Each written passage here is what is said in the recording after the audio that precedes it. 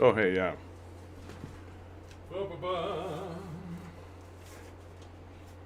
Here we are, we're super prepared. We're definitely prepared to do some streaming now. Some streaming now. Here we are, we're streaming now. Here we are, we're streaming now.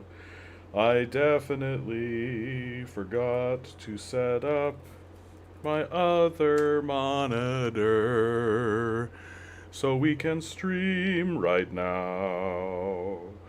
So we can stream right now.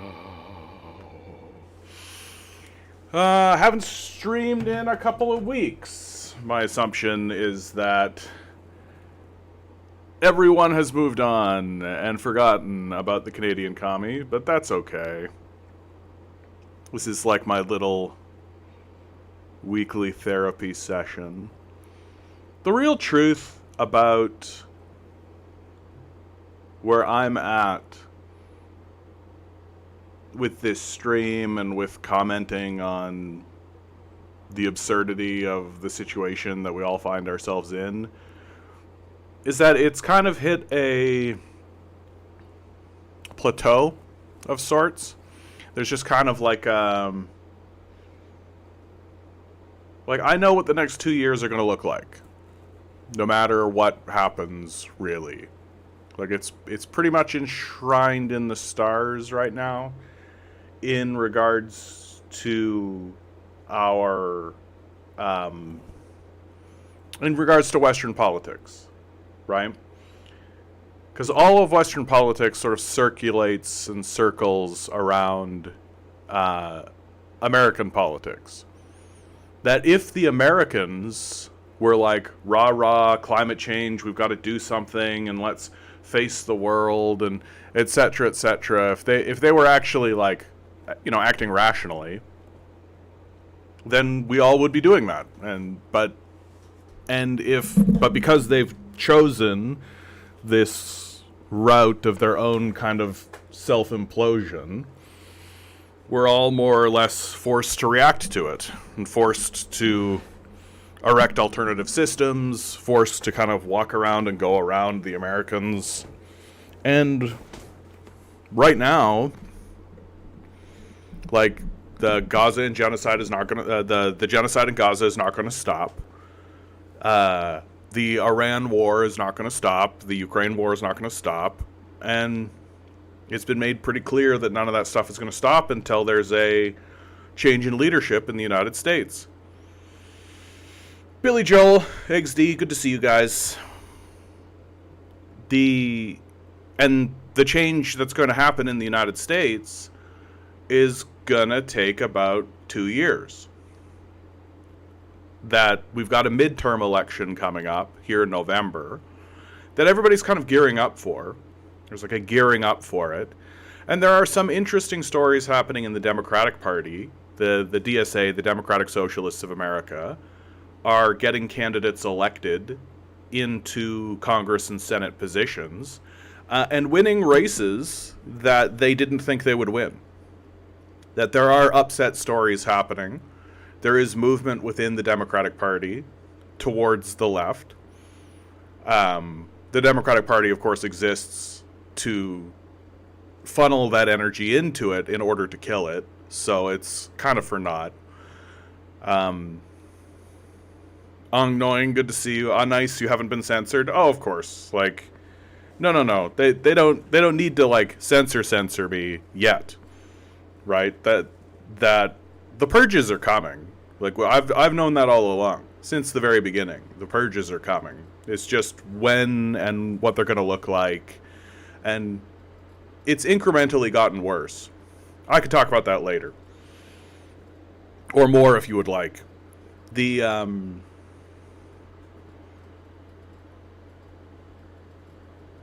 So the midterm elections are going to happen, and the Democrats are going to sweep the Senate and the House, That's just kind of enshrined in the start. You just need to take a look at basic polling data to see that that's the case.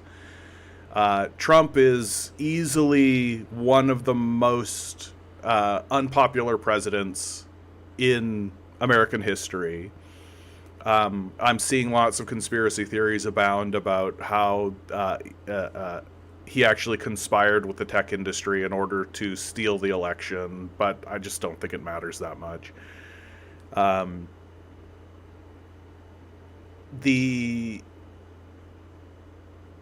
So what's going to be, like, culturally speaking, what these next 2 years look like are impeachment proceedings. That the Democrats and who have the House and the Senate, they'll likely not get the supermajority they need to override the president. And even if the Democrats did get that authority, they wouldn't use it because that's not their role. It's not their job. So the next 2 years are basically just going to be putting Donald Trump through impeachment proceedings, because that's really all the Democrats will be able to do, and it's what their base expects. That there's an expectation that exists amongst the opposition and within the populace generally that something's got to happen. Like, something actually does need to occur in order to bring catharsis or to bring some kind of credibility back to the American system and thereby back to the Western system of governance. That the Americans have now discredited the entire project. There is no institution within America and the West generally that has credibility any longer. It's adorable when I've got an article here from The Economist that I'll be reading later on. And my perspective of institutions like The Economist is very straightforwardly that these are the stupidest people who have ever lived. They have no credibility. They are morons. And so it's worth reading what they write because they profess to be experts when they are, in fact, the stupidest people who have probably ever lived. And I think we'll see how stupid they are in the article. I haven't read it myself. The headline just grabbed me, and I thought, hey, this'll fill 20 minutes, maybe a half hour. And also, I like reading books aloud. I like doing stuff. In my personal life, I just finished Project Hail Mary, which is a charming book, a really lovely book. I recommend it. And I'm moving on to, we're going to do Agatha Christie's Murder on the Orient Express, which is going to be really delightful because I actually don't know how it ends. I don't know who did it. Matthew, good to see you. JT, good to see you too. And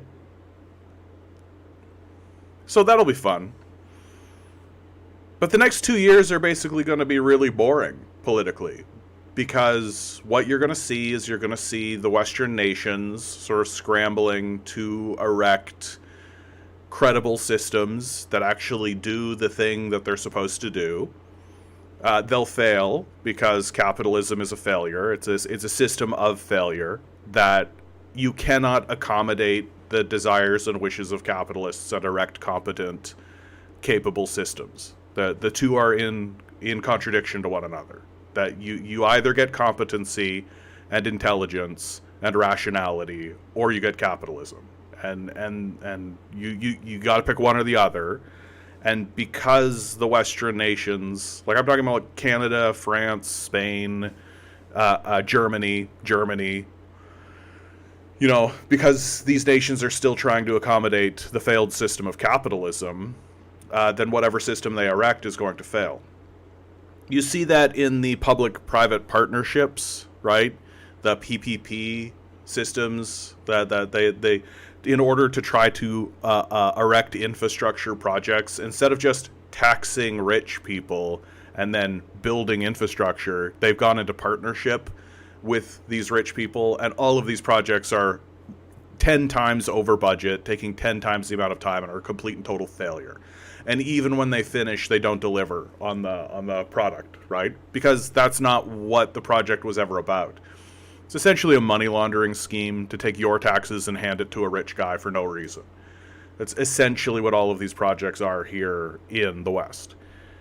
And so while the Western world deals with the fallout of what's going on in America and fails to actually do anything meaningful or recover from it, while attempting to pivot to the new power center of the world, which is China, without a doubt, America is just going to go through this ridiculous charade of attempting to bring credibility back to its discredited projects and industries.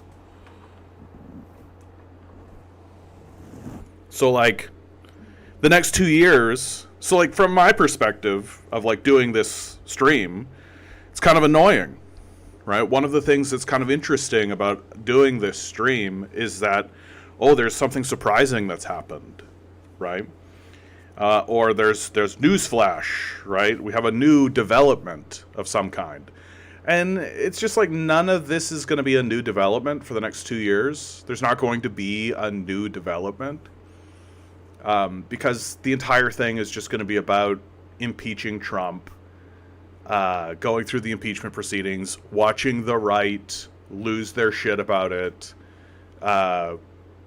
watching them bend over backwards in order to try to justify why it's okay to rape children and why it's okay to commit a genocide, right? Like, which they've been doing all along, right? So it's just going to be more of that. And then where it'll actually get interesting is you'll see who the Democrats choose to be their president, to be their candidate, rather. And it'll be some, like, hacky insider like Newsom. Perhaps it'll be AOC. I'm seeing a lot of energy kind of flowing towards the AOC camp. And chances are good the Democrats will win. And then nothing will happen. And that's what's going to be interesting. That's what's going to be really interesting. It's not going... These next 2 years are going to be kind of boring, frankly. It's just going to be me being like, oh, look, the same thing is happening. Oh, look, capitalists acting like capitalists. The Democrats pretending like they care. Oh, look, right? But things are actually going to get really interesting once the Democrats take power, as they have in the past. Obama had 2 years where he had a supermajority in the House and the Senate, as well as the presidency, and they did nothing with it.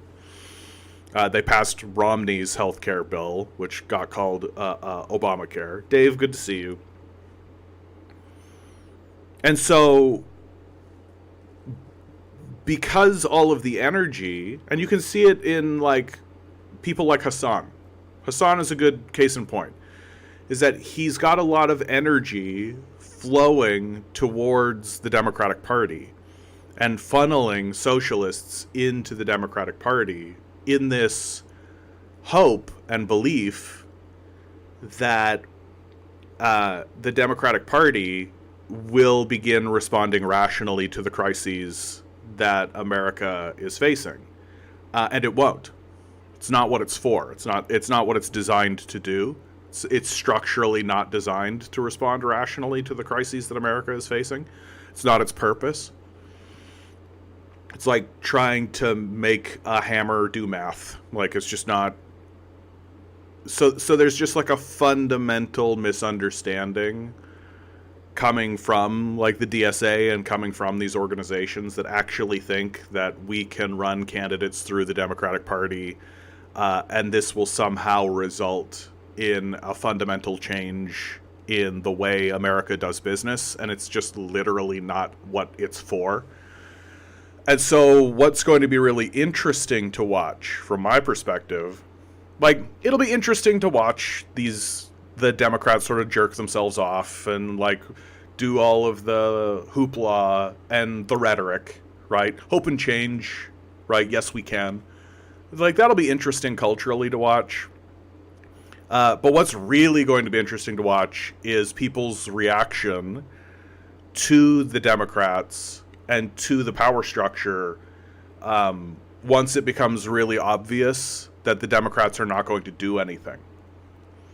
That there's not going to be a big investigation into the Epstein files. There's not going to be a big investigation into the CIA or the FBI or the NSA or Homeland Security or ICE or any of this kind of stuff.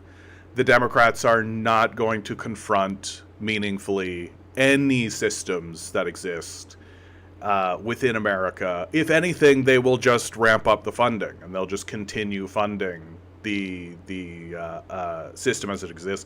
The funding for Israel will continue. The military will continue integrating itself into Israel. Like, there is not a serious... Like, the Democrats are not a serious counterbalance to the real power structure that exists within America. That, and lots of people seem to think otherwise.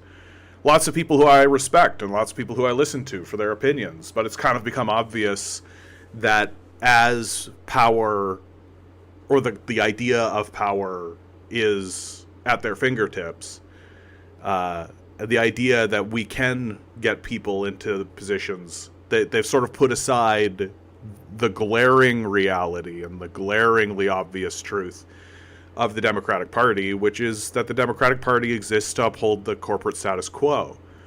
And that everything that's happened in America under Donald Trump, the corporate power structure is completely fine with.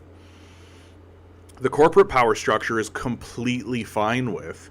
And in fact, the corporate power structure is sort of happy that Donald Trump is there doing the things that he's doing, because it means they don't have to shoulder the blame. And in fact, the corporate power structure can point at Donald Trump and say, what a horrible individual person. What a terrible individual individualizing his individualism in our system. That we need to purge the system of this individual that's individually responsible for the individual problems that are individualizing your individualism. And a lot of people will look at that and go, yeah, the problem was always Donald J. Trump exclusively and only. And now that he's gone, everything's great again. And the corporate power structure will basically just adopt the policies of the Trump administration and continue moving forward with them. That the corporate power structure wanted someone like Donald Trump to come in and just act like a cudgel and just smash things up a little bit and break things apart. And then once the power structure returns to the corporate managers, they'll just keep it as it is. They'll just keep it as it is. And the response to that, so that's going, all of that, to get to the response to the inaction of the Democrats and the fact that they exist to maintain the power structure as it is, exclusively and for no other reason. The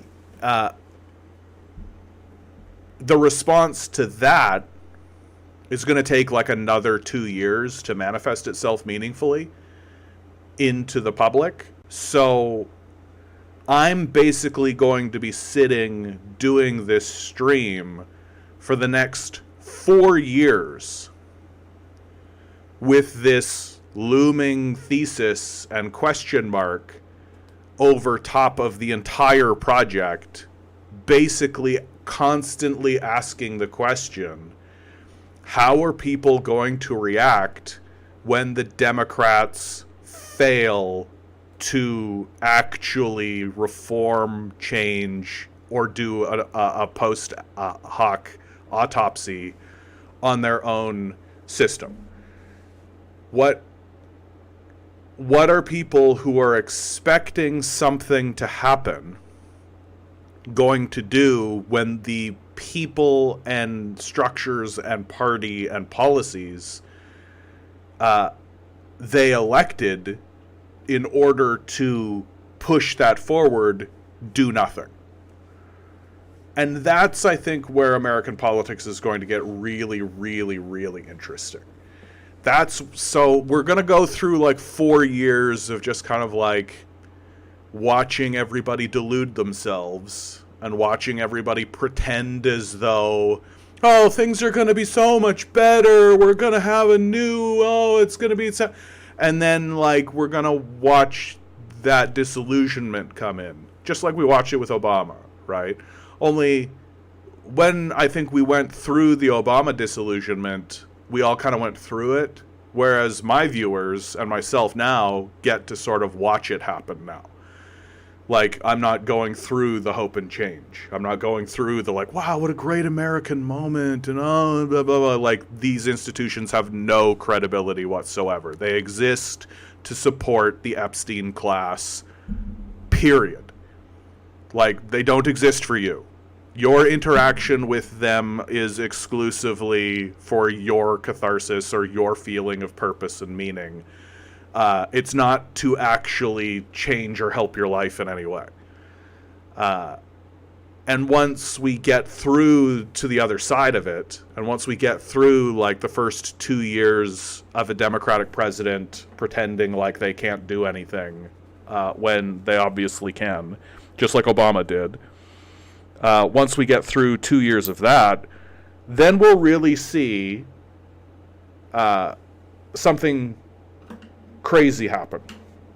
And I actually think it will be crazy. Like, I think that the reaction to the Democrats' inaction is going to make the Donald Trump moment look like baby's first fascism. Like, that's what I expect to see. I expect to see this grotesque, withered husk of a Democratic Party attempt to put like a youthful smiling face on it, and then basically just keep raping children and funding genocide and funding a very clear concentration camp system within their own borders. And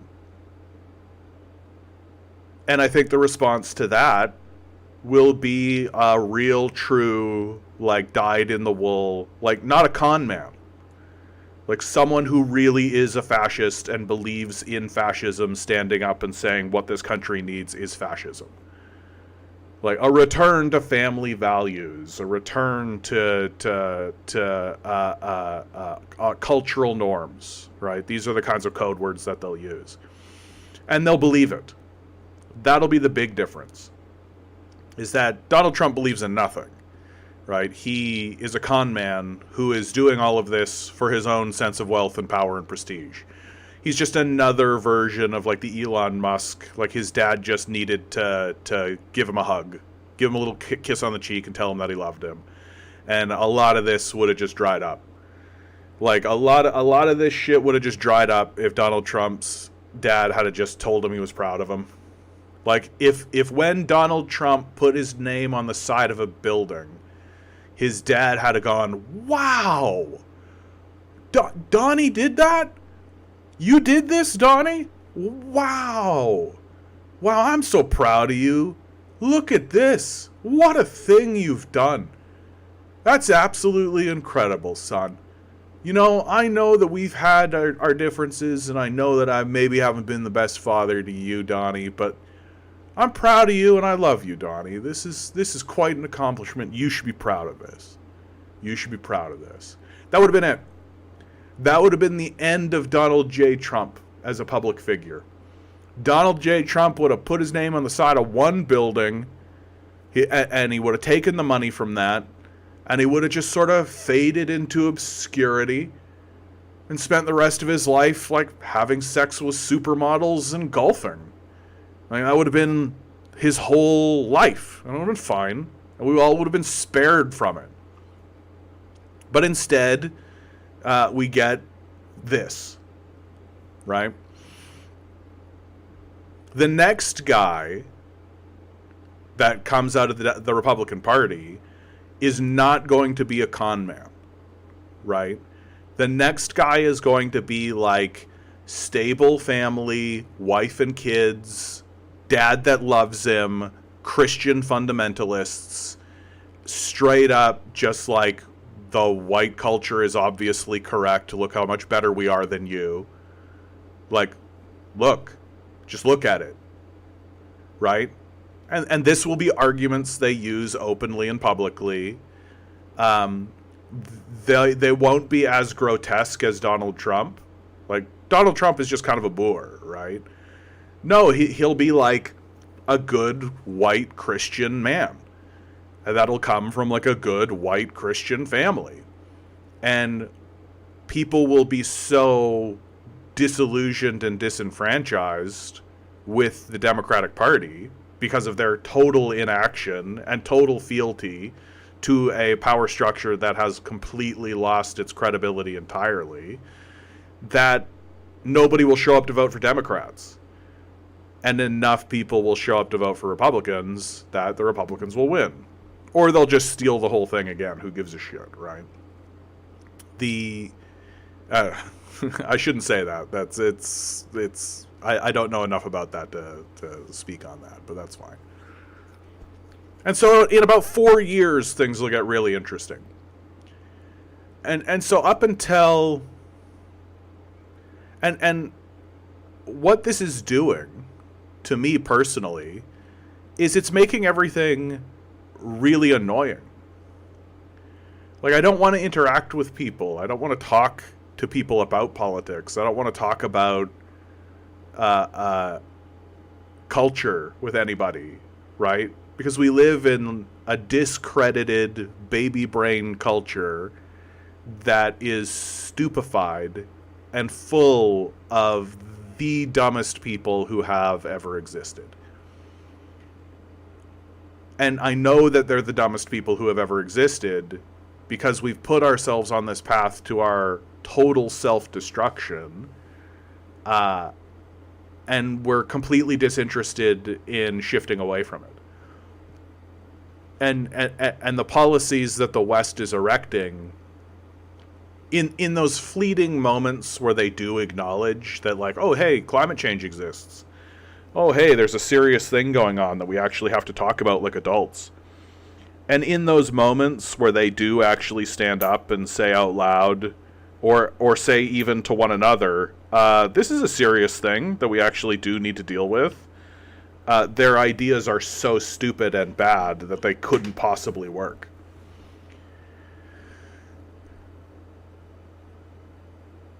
So really, these next 4 years is just going to be kind of a malaise.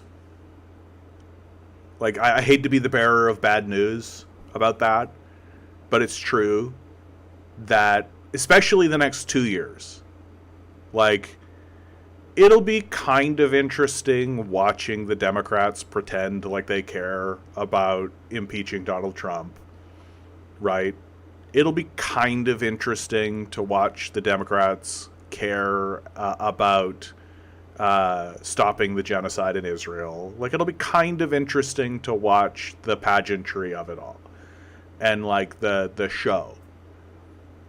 But in a lot of ways, I think it's going to be also heartbreaking because I'm going to be watching a lot of people, and I suspect there'll be like new commentators, right? There'll be new people who come out of the woodwork and start doing YouTube shows about how we're going to get them, right? And suddenly there'll be very popular streamers who are like, yeah, we're showing those Republicans, right? And they'll essentially exist in order to defend the Democratic establishment from the very obvious criticism that should come their way almost immediately, which is, why are you doing nothing? Why are you not investigating the Epstein files? Like, why isn't there like a full tribunal? Like, this should be like a huge, like, church commission level investigation into the Epstein files, and it's just not happening. Why? And those voices will exist to deflect that energy away and to make excuses, as they always have and as they always will continue to do. And I assume we'll watch Hassan Piker essentially do the same thing. That as these voices get closer and closer to power, they lose their desire to focus on the truth.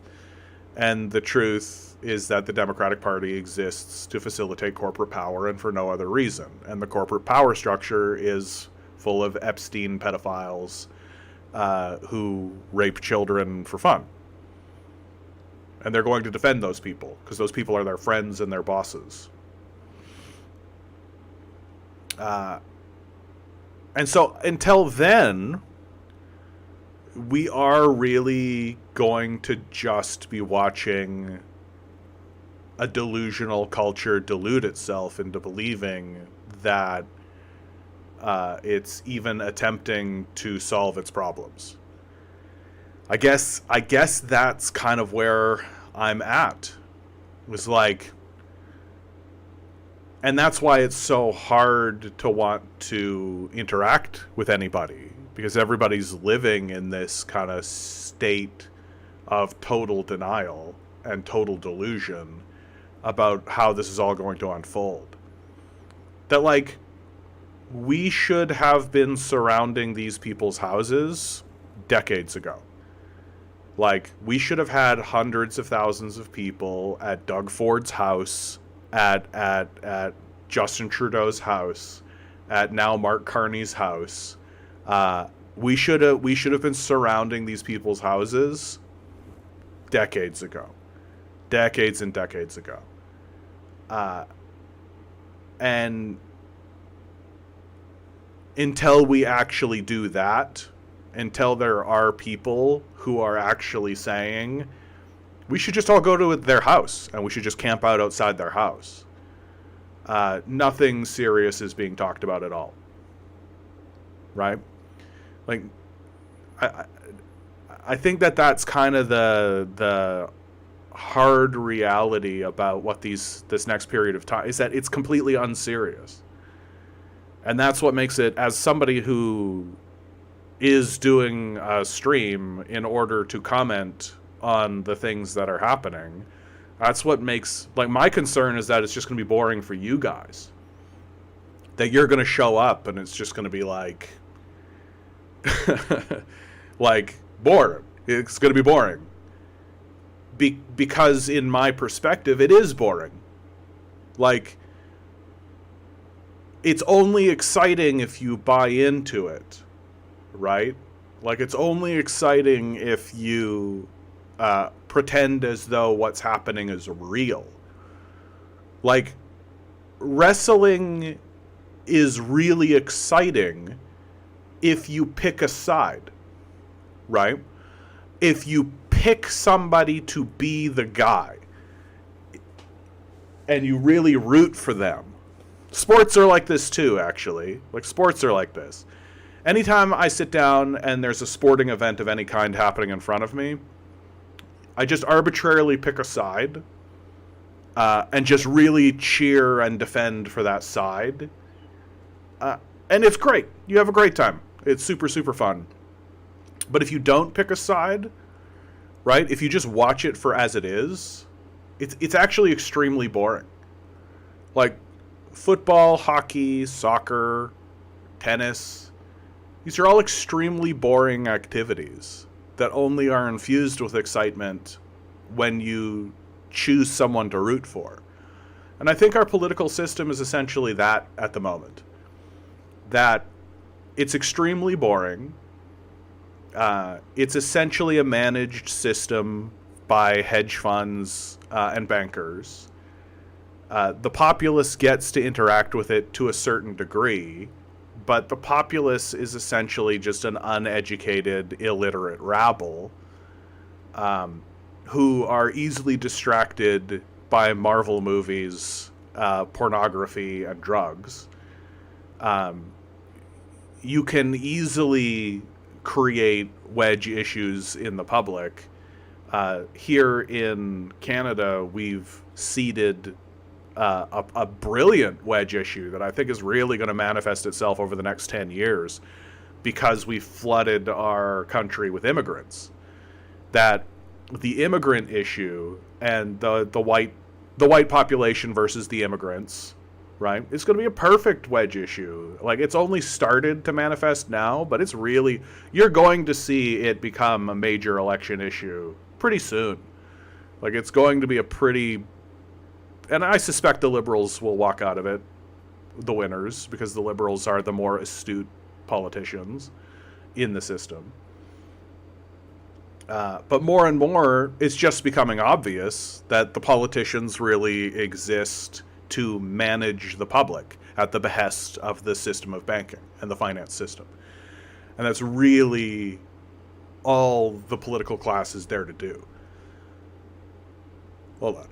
Gonna sneeze. I hate that. I hate that. I hate that so much, man. when you're just about to sneeze, it's just like, no. So disappointing. So disappointing. Billy Joel. Yeah, Malcolm X had the Zionists weighed up. Absolutely. The Social Democrats will lay the rails for the last train to fascism. Absolutely. No, absolutely. That's their job. Like, and that's the thing. Baldy, good to see you, my man. Yeah, death by cops won't stop. The data centers won't stop. Yeah. Freestyle, good to see you. I mean, people aren't suddenly going to get a pay raise, right? Like, there's not suddenly going to be a big shift towards, housing affordability. Like, none of that is actually going to happen in a way that could be considered serious or significant. Cody, good to see you. JT writes, this past year I've felt cornered, basically. I expected others to join me in becoming radical, but the best of the West has stalled at social democracy. Yeah, I think it's just desperation. Like, people are just comfortable enough, right? There's just enough material stability for most people that the thought of actually picking up weaponry and actually getting into like a meaningful confrontation is just too far. Just like that, just a step too far for most people. That and the police and military system that exists domestically is oppressive enough to destroy any of that. So there's a lot of fear. And so people feel like they can't turn to acts of violence because the system will fund hundreds of trillions of dollars for cops while throwing people out on the streets. Like, it's absolutely insane. It's like the I call it the Batman fallacy, right? It's just this idea that the way to organize your society the best is to make sure you have lots of cops. Right? Just make sure you have a Batman and everything will be better. And you're like, okay, well, if you didn't have a Batman and people had the resources that Batman had, their lives would probably just be better. Right? It's no small surprise that as we have marched steadily towards fascism, Batman has gotten grimmer and grimmer and grimmer. And now we're starting to see like actual iterations of Batman come out where people are actually beginning to grapple more seriously with the reality that this guy has a mental illness of his own and is actually dealing with his own psychosis and traumas, right? Anyway, like, you look back on the original Batman, he's like, come on, good chum. Come on, buddy. Like, you take a look at the Adam West Batman and compare him to, like, the Robert Pattinson Batman, and you're just like, society has changed. Something has changed in our society. And what has changed in the society is that we designed an economy to abandon everybody and extract as much wealth into the hands of a small group of obvious pedophiles and psychopaths. And Nazis, like, very, very obviously. And we're pretending as though the way that we will wrest that power out of the hands of these pedophilic Nazis is through negotiation. That we're just going to ask nicely. And they're just going to be like, you see it happen throughout the Trump administration, where Trump does something and people go, well, that's illegal. Like, shut up. Like, shut up. It's just so embarrassing now, where all of these people actually genuinely believe that what we're going to do is we're going to vote people into positions of power, and then those people will pass legislation to benefit the bulk of the populace. And it's like, when has that ever happened? Can you give one single example? And then when they do give the single example, they do so by ignoring the millions of people out on the streets surrounding houses. Like, it's just astounding how delusional the whole conversation has gotten. And if you say so in the public space, then you're the bad guy. Like, I'm the bad guy in all of this, right? That I'm the narcissist, I'm dismissing people, I'm the one who is I'm the one who is being hyperbolic.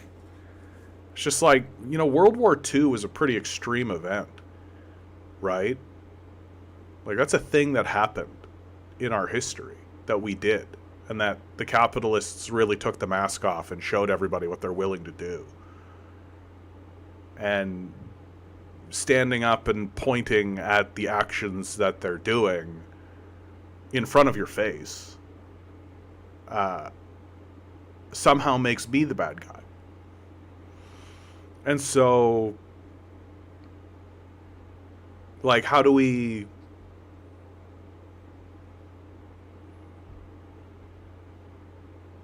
Like, I don't really root for humanity anymore. Certainly not the West. Like, I shouldn't say humanity, because humanity is a lot. And there are societies that I look at and go like, oh yeah, okay, they've got something figured out there. Like, you guys have heard me talk about China, right? We should look at China. We should be learning something from China. We should be paying attention to what they're doing. We should pay attention to the things their leaders say and the way their leaders act, right? Because it looks like China's able to get things done. You know what? On that note, I'm going to pivot to this article. Oh, first of all, Luigi Mangione pleads guilty in connection with his murder of United Healthcare CEO Brian Thompson. I am heartbroken.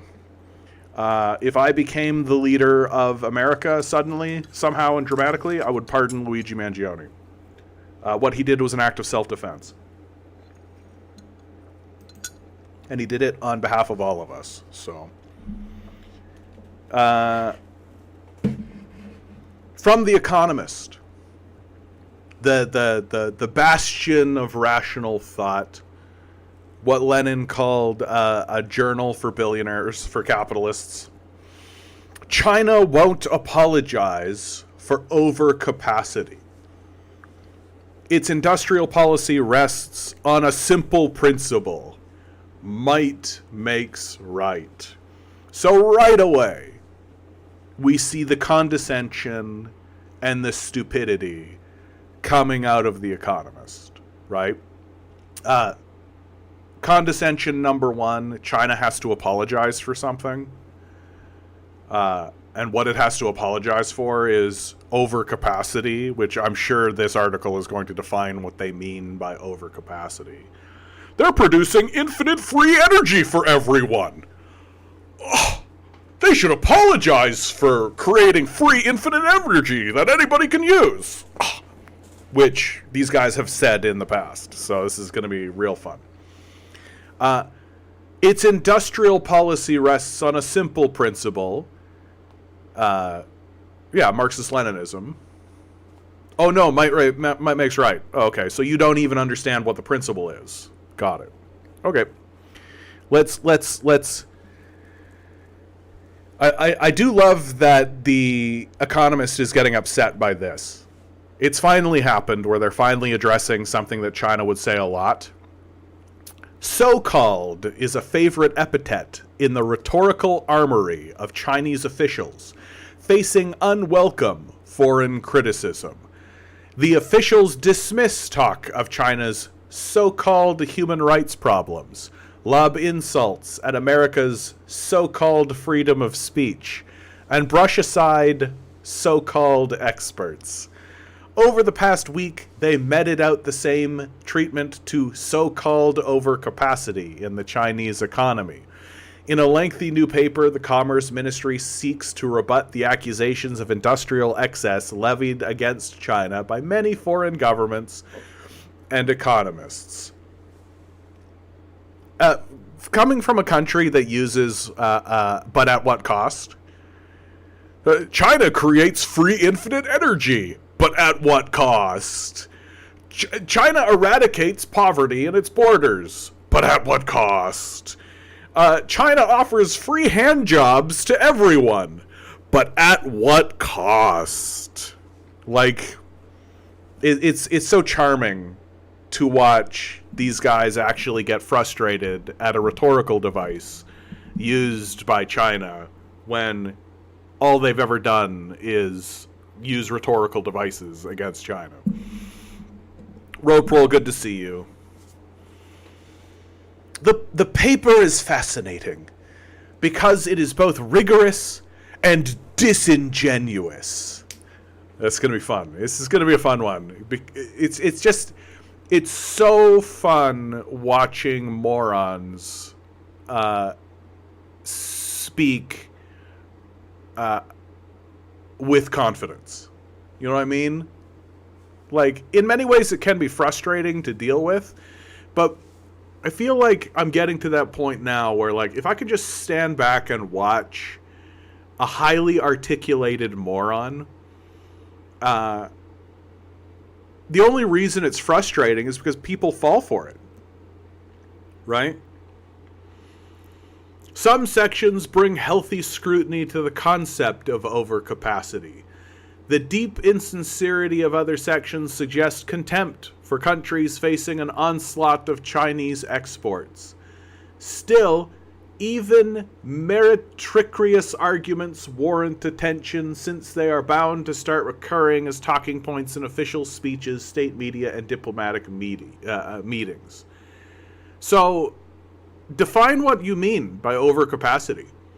Because I bet you dollars to donuts that what these guys are complaining about is that China is creating so many things, like cars and stuff like this, that it's driving the price of those things downward, and American capitalists can no longer profit. Right? Like, you can't profit from the sunlight. There's just too much of it. You can't profit from the rain. There's just too much of it. And so, like, if China just floods the market with goods, it drives the price of those goods down, and American capitalists can no longer make profit. Is this overcapacity? Right? Is this a bad thing? It is if your entire existence is based on the idea that you gatekeep necessary goods away from people to force them to sell their labor to you. Right? If that's the entire grift that you're running, then yeah, this is obviously a problem. Start with the most intellectually honest and useful contributions of the paper. Here we go. We'll praise the paper.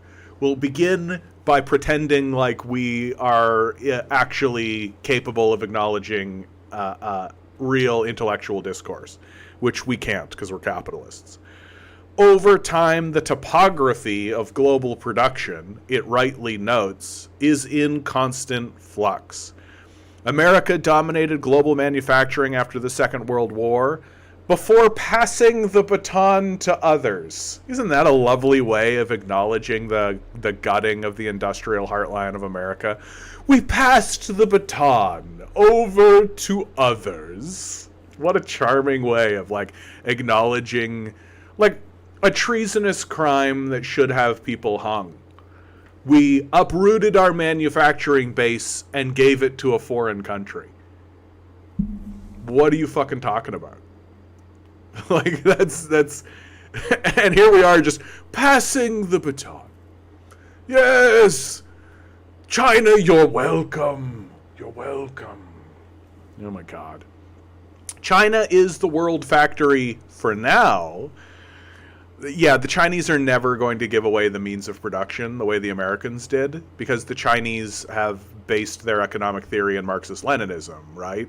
That manufacturing, the ability to produce stuff, the means of production, is the center of power. And why would they ever give that away? Like, the Americans sold the goose that lays the golden egg, right? And the Chinese are not going to do the same thing. China is the world's factory for now, though presumably not for eternity, said kind of wistily, hopefully. The Commerce Ministry is also right to point out that definitions of overcapacity are slippery. Yeah, it just means whatever capitalists want it to mean, right? More than a fifth of factory capacity is idle across America and Europe, but analysts do not talk about excess capacity there. Export strength surely does not by itself equate to overcapacity. Otherwise, why not point a finger at Boeing, which sells 2/3 of its planes abroad? The ministry, with good reason, highlights Chinese dynamism. Flourishing innovation, manufacturing clusters, and intense domestic competition have led Chinese producers to cut costs and boost quality. Companies that emerge from the crucible of the local market are better placed to take on the world. And there are real benefits to others. The global cost of electricity from solar and wind has more than halved in recent years, thanks largely to Chinese manufacturing and technology. Oh, here we go. We're having like a real honest conversation about like, yeah, China is actually doing things. Like, China's actually doing things. Dub Desert over on Twitch. I missed you. Sorry. I recently read the biography of James Connolly. He founded the Irish Socialist Party, died fighting to free us from the British Empire. He's an incredible man. Yeah, delay, deny, depose. Absolutely, my man. Absolutely. Yet, here we go. Here's the twist of the knife. Yet, that is only part of the story. But at what cost? Sure, the Chinese have halved the costs of solar energy. Sure, they're making life more affordable for everyone. Sure, they're the only country that's actually taking on the climate crisis with seriousness. Sure, they're actually heading humanity in a direction that it might actually benefit from. But at what cost? Yet that is only part of the story. Where the paper elides or drifts into denialism is telling. It is certainly true that Chinese companies are low-cost producers. Yet, this is not some random market outcome, for the government has helped bring it about. Yeah, the Chinese Communist Party. Look, we know, bud. Like, we know that the superior system of the National People's Congress and the Chinese Communist Party produces better results. Like, here we go at the scary Reaganistic, the government, right? And now they're going to try to tell us why it's a problem with some kind of mental gymnastics that we're supposed to have to argue against, right? Omnicidal, good to see you. Howdy, John. I've lost 45 pounds since April. Good for you, bud. Unless you were only 150 pounds to begin with. But good for you. That's crazy. Congratulations. For real. Like, you should have a piece of cake to celebrate on me. I gotta tell you, I'm gonna pause the whole thing for just a minute. Just a minute. I'm proud of you.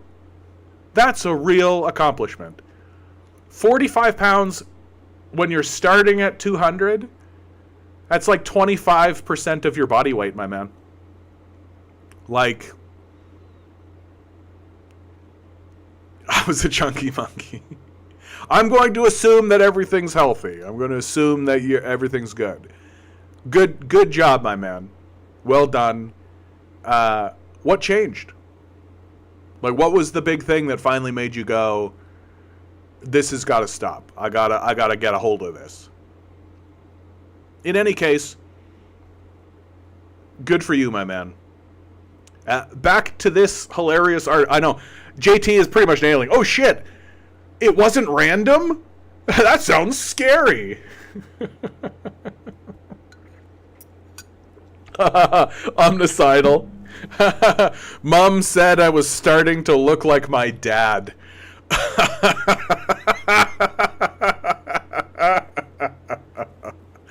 Yeah, that'll do it. That'll do it. All right, back to this article. I love this. For the government has helped to bring it about. And we're all supposed to go, the government? Boom, boom, boom! If a government does something, that's authoritarianism! Oh no! The government! Chinese officials are not usually so crude as to declare openly that they want to cut foreign imports. Yet that, boiled down, is what comes from pursuing self-reliance in technology and science, a long-standing state objective, and one especially loved by Xi Jinping. Like, yeah, self-reliance. Like, I don't get it. Like, self-reliance. Yeah, absolutely. They don't want to have their wagon attached to your crazy, insane star. Who would? Like, who would want to actually, like, do you think here in Canada we're, like, overjoyed that we have to actually negotiate with you fucking loser, crazy Americans? Do you think that we're actually up here being like, oh, America, what a shining star on a hill? Like, shut up. Like, it's embarrassing listening to these guys talk. Like, yeah, China wants to be self-reliant. I would too. If I was looking out into the world and saw this insane pedo empire full of, like, the Iran war alone. Like, if I'm in China, I'm looking at the Iran war and I'm like, we gotta get the fuck away from these guys. Holy shit. Holy shit. Like, there has never... I shouldn't say never, because I don't know every single conflict that has ever happened and the reasons for it. But for sure, the Iran war has got to be, like, at the top of the list of stupidest wars ever fought. It's a war that's literally being fought so that Donald Trump can make more money for himself. And for no other reason. There's just like sure, there's like other people that are also making money. But that's just like a side effect of the reason why the war started. Donald Trump was like, I could make money. Let's take our biggest aircraft carrier and abandon it in some sea somewhere to the point where soldiers start jumping off of it and mutinying. Yeah, it's we're normal. We're a normal country. You see how we treat our soldiers. We'll definitely not treat you the same way. So yeah, China wants to be self-reliant because you're a bunch of losers. Like, it's astounding the total tone deafness and the total inability the Economist has to just be like, yeah, China wants to be self-reliant. Yeah, it makes sense. Like, what, they don't want to trade with us? America? Yeah, neocolonialism. Yeah, Hall, good to see you. Where have I been? I've been around. You can watch the first half hour of this cast to get a better sense of where my head is at. All right. Moreover, when a giant like China builds up the production capacity to replace foreign imports, it also builds up the production capacity to lord it over global markets. To give one example, oh, here's their great example, guys. Here we go. I'm ready for this. Oh, this is gonna be so good. Oh, these guys are so stupid. Okay, to give one example, in achieving its goal of sourcing domestically 80% of parts going into advanced vessels, China has in the process become the world's biggest shipbuilder. Which they lord over us. Oh, look, it's China, able to build its own navy without the people who are attempting to destroy its permission. Like, it's just astounding that they don't see how stupid they sound. And it's astounding that people would read this and be like, anything other than, you guys are the stupidest people who have ever lived. Like, who is actually reading this going, this is a serious position that should be taken very seriously? Like, we're just awash in illiterate stupidity, right? Just the stupidest people who have ever live today. People who used to believe that, like, there was a time in human history very recently where the mass of the public believed that a mystical figure was going to descend from the heavens and return to earth to bestow order upon us. And there were institutional forces based on that idea that did war with one another and fought over the principles espoused by magical creatures casting spells, and those people were smarter than us by a lot. Because those people at least would be like, yeah, but we shouldn't light our own houses on fire. Like, we shouldn't destroy ourselves, right? Like, sure, I'll poison them, but we shouldn't poison our own food, right? And here's The Economist literally writing, saying China sources its own parts for its own ships, and that's bad? It's a bad thing that China wants to have control over its own navy. Oh, that's tough for us. Like, shut up. We see what you're doing in Israel. Sorry, the occupied territories of Palestine. We see what you're doing in Iran. We see what you're doing in the Middle East. We see what you're doing. Like, eyes wide open, mask off. Like, we see it. You're goddamn right China wants to have control over its own navy. It doesn't want to have to scramble around sourcing parts as you start to invade them the way you do. You fucking dim-witted clowns. Jesus. It's the stupidity. It's the overwhelming stupidity that gets me. Like, this is stupid. No wonder you've lost credibility completely. You've lost the ability to look at the world through any lens except this extremely narrow capitalist worldview where you literally think, well, why don't they like that we're raping their children? We chose their children. Like, you have no principles. Your principle is you should be subservient to us. That's the complaint that this article is levying.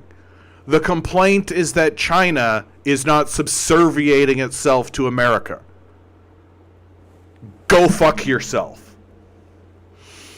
The Commerce Ministry's discussion of state subsidies makes an art of dissimulation.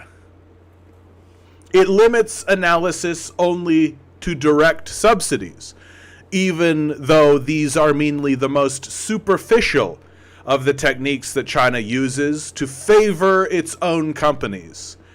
Like, yeah, like, oh, look, the government can be used to do things.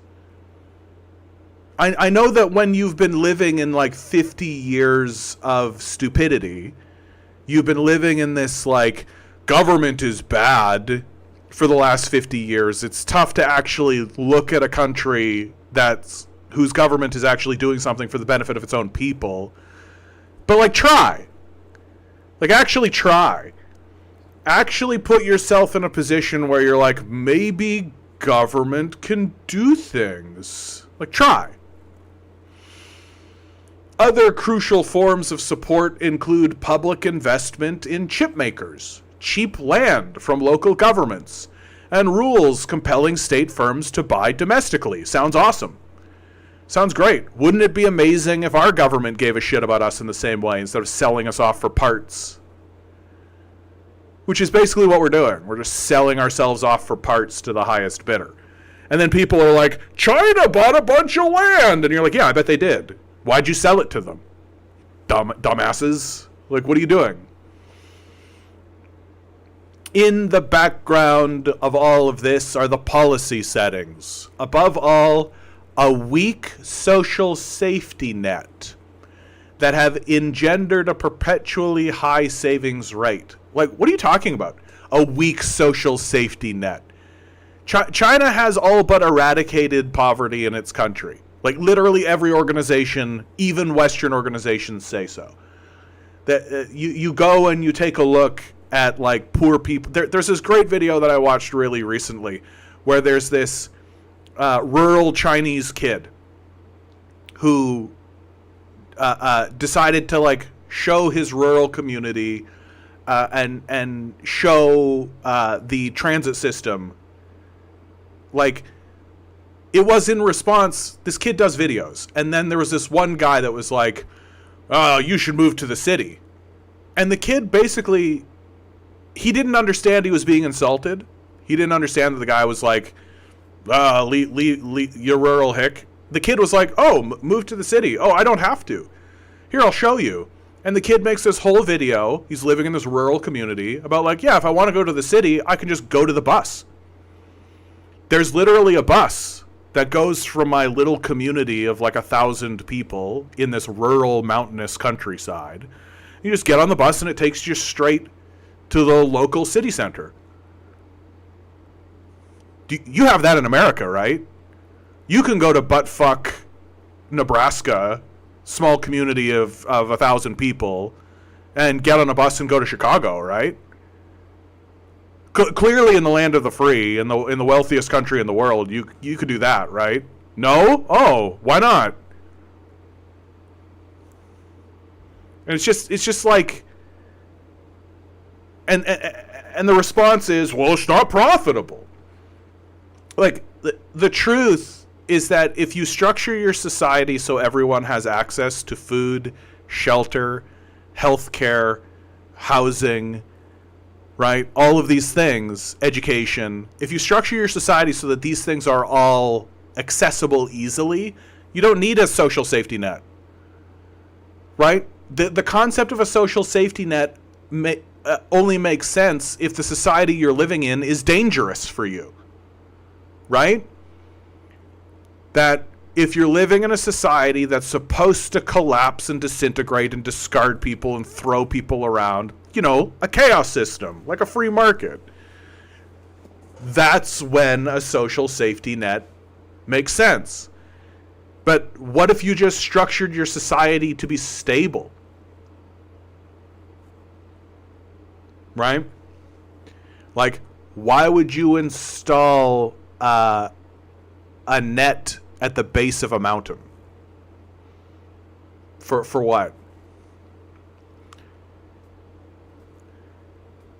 The government can boast about hosting annual import expos, but so long as Chinese savings far outstrip its investment, its exports will, by economic definition, exceed its imports. So, as long as it saves more than it spends. I just love how this is being said as if it's a bad thing. The result, here we go, the result has been The forging of an industrial machine that relies on global markets as its chief outlet. Yeah, it's selling to the world. It is a permanent state of industrial production well in excess of China's domestic needs across virtually all sectors. In short, overcapacity. So your definition of overcapacity is that China is producing so much that it's selling it to the rest of the world. The horror. Oh no. It means that countries like continents like Africa, right, Europe, the Middle East, will actually be able to get access to goods that China is producing, that the West gatekeeps and refuses to produce on their behalf. Oh no, the horror.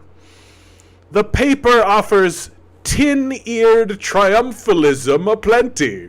What a petty, shitty person this is. Tin-eared triumphalism.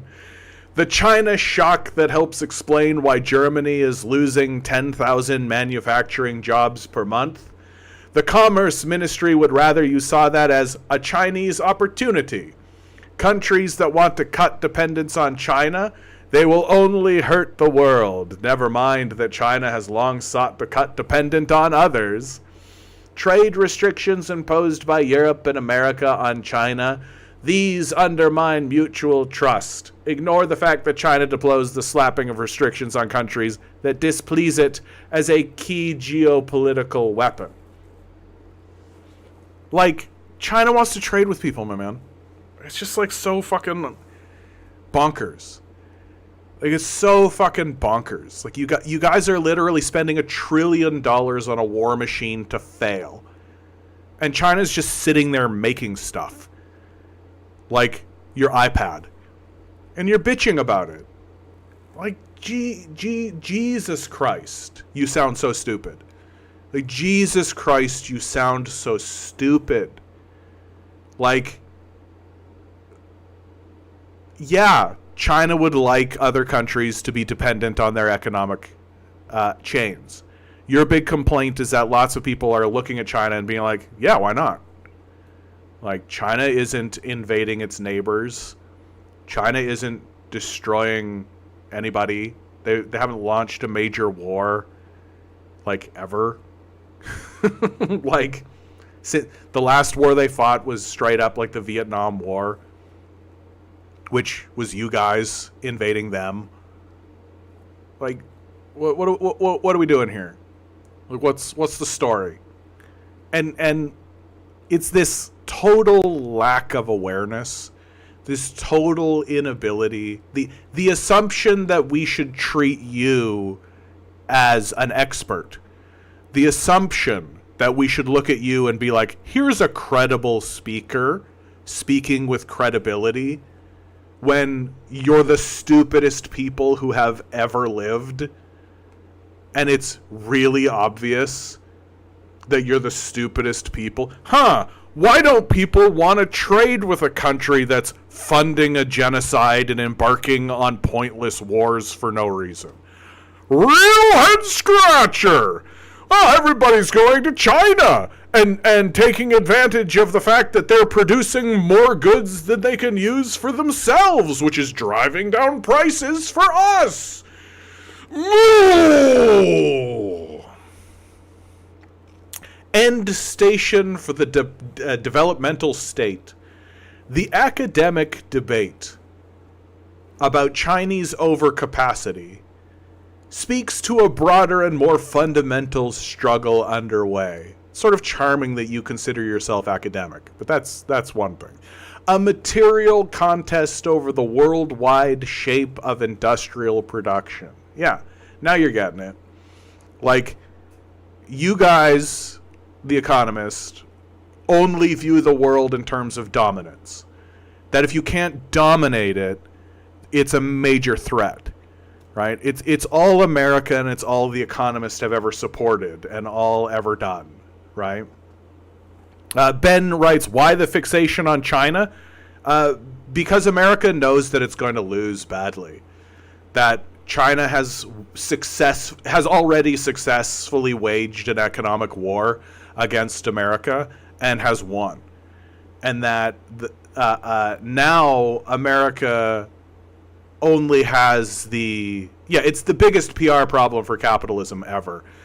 So America is desperately trying to find, through all of its outlets, through everything, it's desperately trying to find a way to convince its own people, its own cattle, basically, because that's how capitalists view us, that China is bad somehow, that what it's doing is bad. And, like, it's pretty difficult to convince people that providing affordable housing and affordable food, education, healthcare, these are all unattainable, unaffordable goals. When there's a country with 5 times the populace doing exactly that. Like, it's pretty tough to maintain that argument. And so you have to constantly be throwing up smoke screens. And the trouble that the American propaganda system is running into is that they are yet to acknowledge that they have lost credibility in the eyes of the public entirely. In regards to China, like, it wasn't that long ago that they were like, Uyghur genocide. Remember the whole Uyghur genocide thing? Right? Where'd that all go? Where'd that whole narrative go? Well, it vanished because the American propaganda system started to recognize that nobody was going to take them seriously on that point. Nobody was actually going to suddenly believe that Americans cared about Muslims. Like, that was not a serious thing. And moreover, the evidence was just getting embarrassing. You would actually watch the documentaries that these guys would make, and it basically just amounts to, like, taking the worst possible perspective on a situation, omitting the vast majority of the details actually going on, and then putting spooky music on it so that your gullible uncle will be like, oh, there's a genocide happening in China that we can't see and they won't show us. Meanwhile, we have, like, a live-streamed genocide happening on our phones that we can look at right now, happening in the occupied territories of Palestine. And you're just like, it's straight up that, like, Superintendent Chalmers, Principal Skinner sketch. A genocide happening in a wide open plain where you have satellites everywhere, in a war-torn territory that China is dealing with. Yes. Well, can I see it? No. Go fuck yourself. Like, you have no credibility. Stop talking like you do. Like, I'm really hoping we actually do get to a point where places like The Economist actually do start to say, like, oh, people think we're clowns. Like, we're only talking to ourselves. Like, we're a bunch of clowns talking to ourselves. And the only time anybody actually reads what we're writing, it's to look at us and go, what a bunch of fucking clowns these guys are. Like, you look like clowns. And the fact that you expect us to read this and take you seriously just makes you more embarrassing. Like, humble up. Actually start discussing the seriousness of the crimes that you're committing in the world that we can see with our eyes. And actually start framing global politics and framing what's going on in the world from the perspective that you have lost credibility entirely. And the reason why people are turning to China is because China's not raping our children, China's not embarking on a series of pointless wars, and China's actually offering something. Hey, do you want a cheap iPad? We're making them! Only in America is this a bad thing. Yeah, but this is the thing, Ben, right? Lots of people take The Economist very seriously. Right. Lots of people are very stupid. There are lots of morons in the world. There's an amazing, overwhelming sea of totally delusional morons. There are also people who think Jesus Christ is coming back at any moment. Should we treat them with seriousness? They very seriously sit down and talk about how magic is real and we should worship the sun. Should we take these people seriously too? And the answer for a lot of people seems to be like, well, yeah, people can have whatever religious views they want and be able to write public policy based on the idea that they think the earth is flat.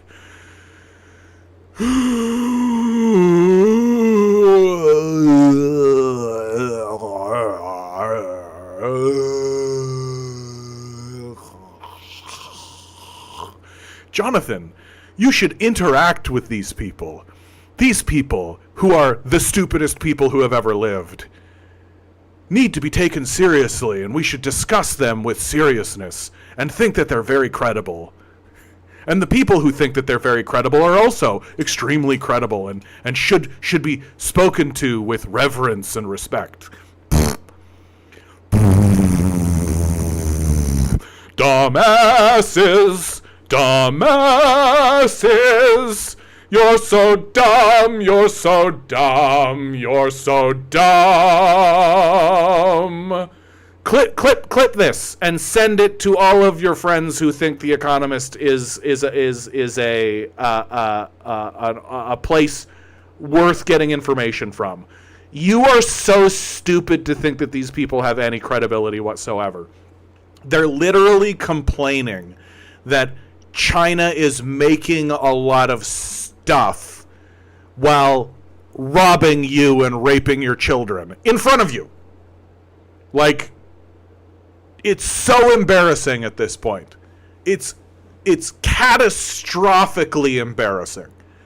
It's just like, how have you maintained the delusion and the illusion that a people who are taking all of your money and grinding it into a death system to do nothing but murder people you'll never meet, you don't know anything about, for no purpose whatsoever, that somehow these are the people we should be listening to? Yikes! Y-I-K-E-S. Yikes, yikes, yikes, yikes, yikes, yikes, yikes, yikes, yikes, yikes. On one side, China, which has shown itself supremely proficient in all matter of production. Yeah, they're Marxist-Leninists. They're running on an economic theory that actually exists, that's actually real. They're not like phrenologists, right? They're not like scrying the free market. We must determine the success of the free market.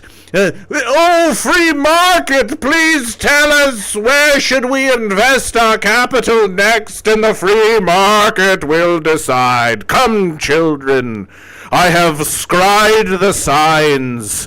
I have looked upon the earth and seen what the free market wants it to decide. Send all of your resources in this direction, and we shall succeed as an American people, thanks to the inscrutable free market. Meanwhile, China's just like, oh yeah, it'd be nice if we had free infinite energy forever. Let's make a plan. Yeah, how's the plan going? Oh, it's going all right. And we're over here being like, a plan? A plan! Oh, they've made a 5-year plan. Nothing could be more evil and authoritarian than making a plan. In that sense, the Commerce Ministry is correct that China is competitive. But what foreign companies are competing against is not just supple, hard-working Chinese firms. Oh, they're so supple. Those supple, hard-working Chinese firms. Weird, creepy pedos. You can't help yourselves, right? You can't. You're just like typing over there, being, oh, the supple The supple, hard-working Chinese firms, but a whole of state approach to industry. Yeah, like they're using the apparatus of the government, not exclusively as a way to manipulate the public and distract them, but as a production tool in and of itself. Because they're running on a Marxist-Leninist theory of economics, which is accurate, as opposed to your theory of economics, which is inaccurate and doesn't work. Making you a bunch of dumbasses.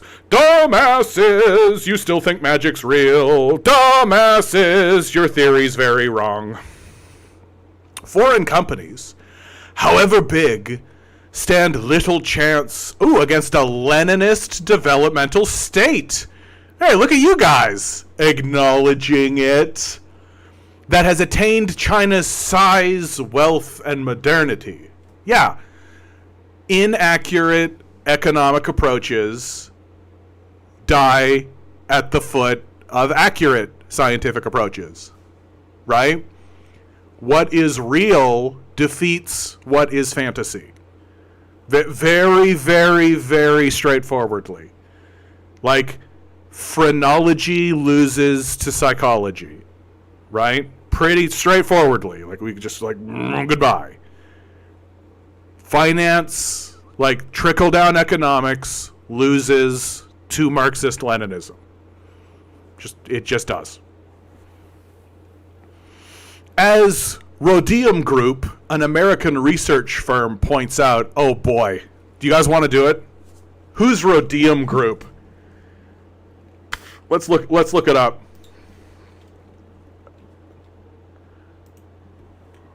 Rhodium Group.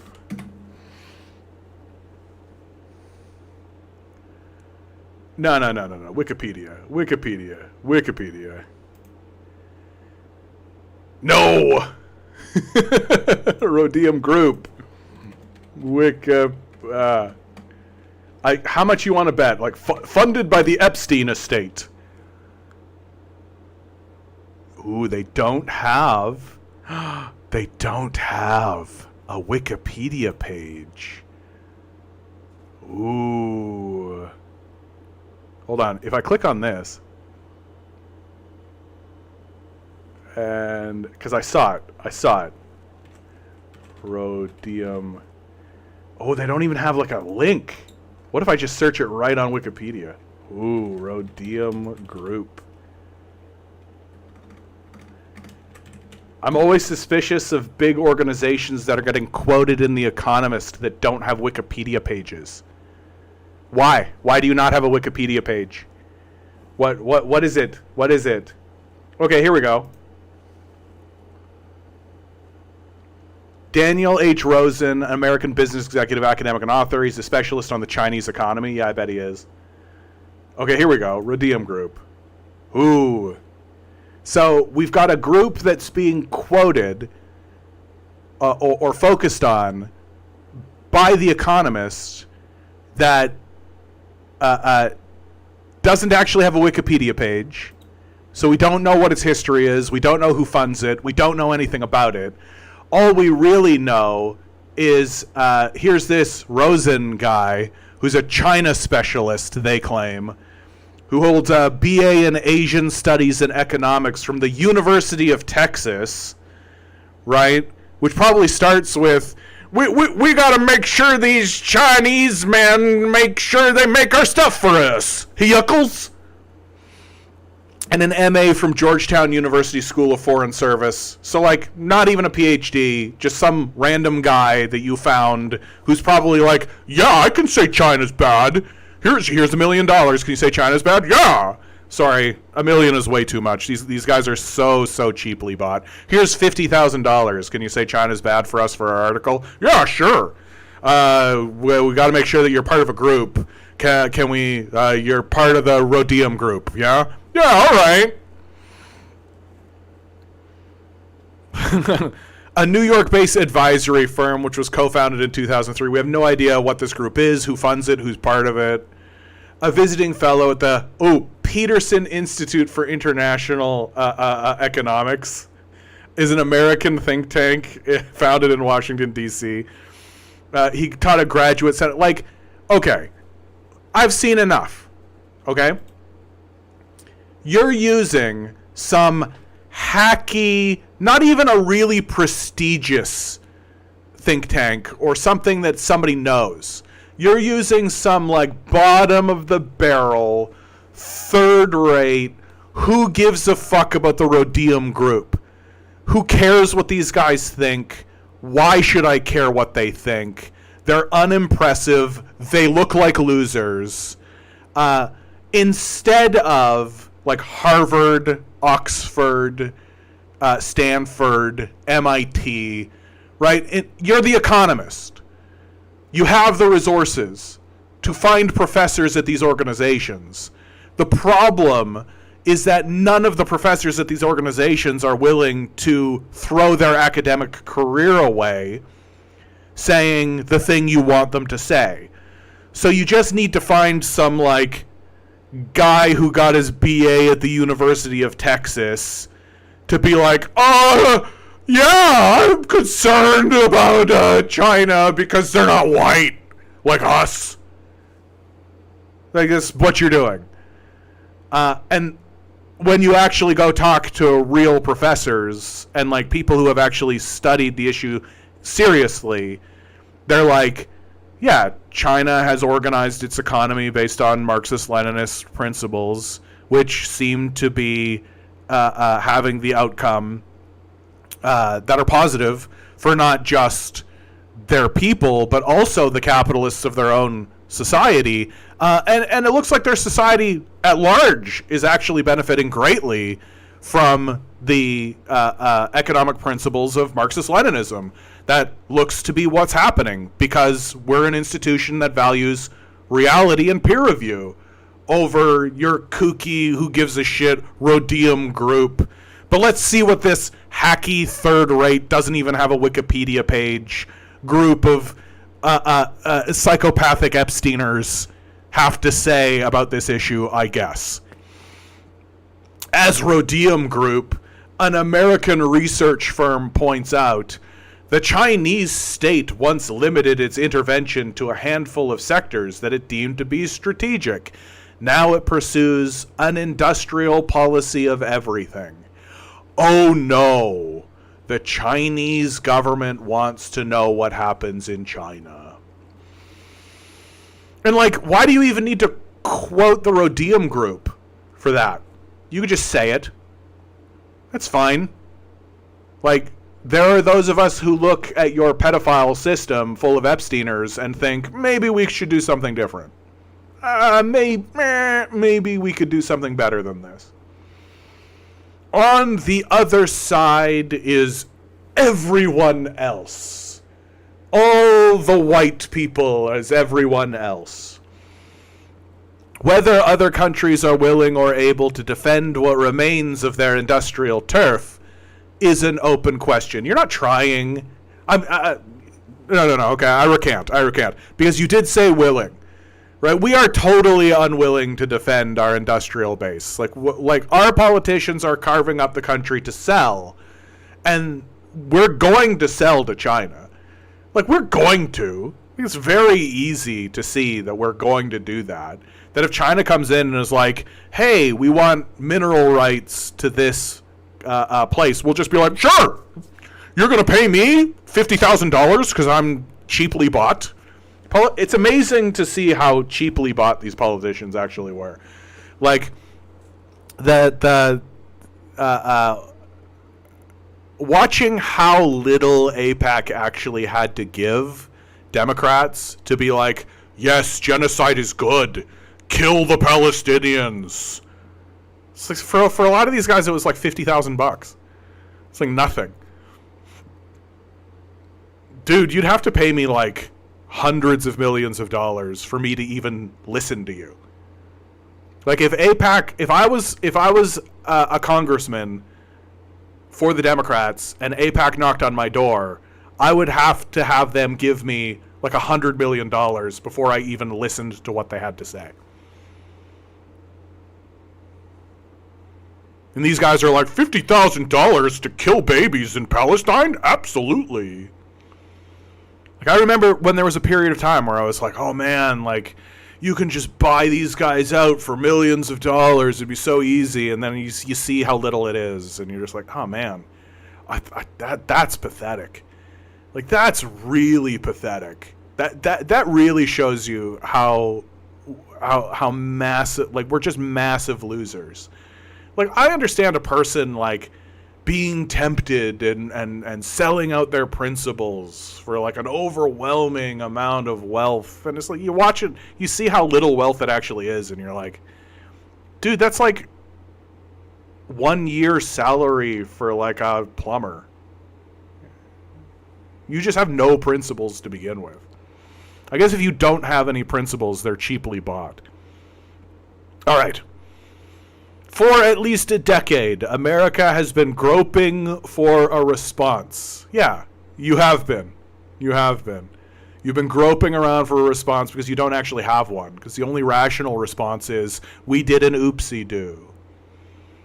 It has imposed tariffs on Chinese goods and worked to reshore production.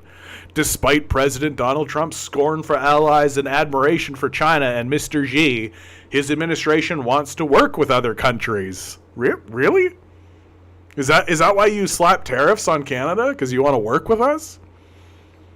For instance, in securing critical supply chains, Europe is inching its way towards embryonic made-in-Europe plans.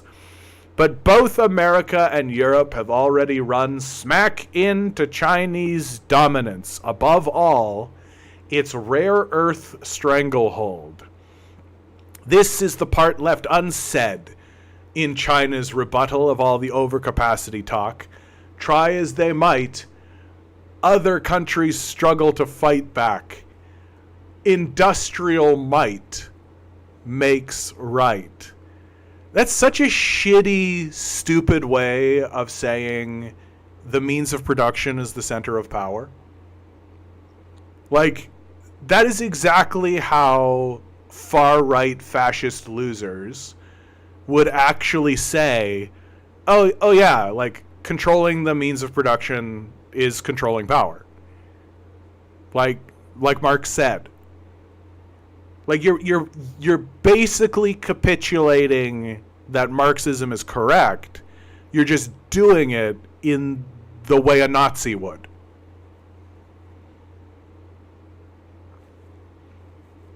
Right? Oh man, I'm so glad that I read this. Like, America is so doomed. These people are such enormous, overwhelming losers. They're so stupid. And the best part is that they keep talking as though they have credibility and they should be taken seriously, when they're the dumbest people who have ever lived. You guys literally handed the means of production over to China and are now crying about it. Because you're so stupid that you didn't understand what that meant. Because you keep worshiping at the altar of your free market. The free market will decide. And demonizing people who are like, shouldn't we make a plan? The free market will come in, and the free market will decide. Don't worry. No, we can't make a plan. It's not even don't worry, right? It would be one thing if they were like, don't worry about the plan. Don't worry. The free market will decide. In fact, what they do, a plan? A plan? That's communism. Boom, boom, boom. Lightning strikes. Oh! If you guys think communism is bad, then we need to investigate communism. Like, if you guys are the ones standing up being like, communism is the greatest evil we've ever seen, then we need to go full bore into a heavy investigation on what communism is. Hey, the pedophiles and child rapists said that communism is bad. Well, that must be true then.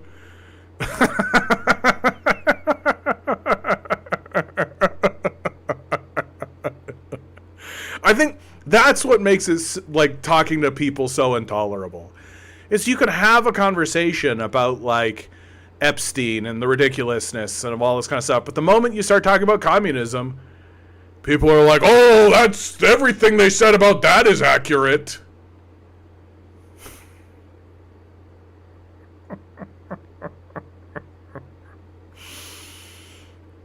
Oh my God. And I live in a world where people, like, take that seriously. Where the article I just read, there's actually a person. Imagine being a person reading this article, being like, this is very serious. This is a very concerning thing that we should definitely look to The Economist to take serious. Oh, did you see? They're quoting the Rhodium Group. Wow. What a credible source that's worthy of our attention and should absolutely be platformed in a prestigious journal such as The Economist. It's just straight up like one of the funders of The Economist has like a nephew that started this Rhodium Group, and it's like, just put him in The Economist, it'll make everybody feel better. It's just like straight up nepotism. I mean, it might not be, but who's to say? We don't know anything about them. They're a group that's so prestigious and so well regarded and so well known that you can't find out any information about them. Nobody's even bothered to take the time to, like, put in a Wikipedia article. Or even better, they have taken the time to put in a Wikipedia article and you've removed it because you didn't want people to see, like, oh, started by Jeffrey Epstein.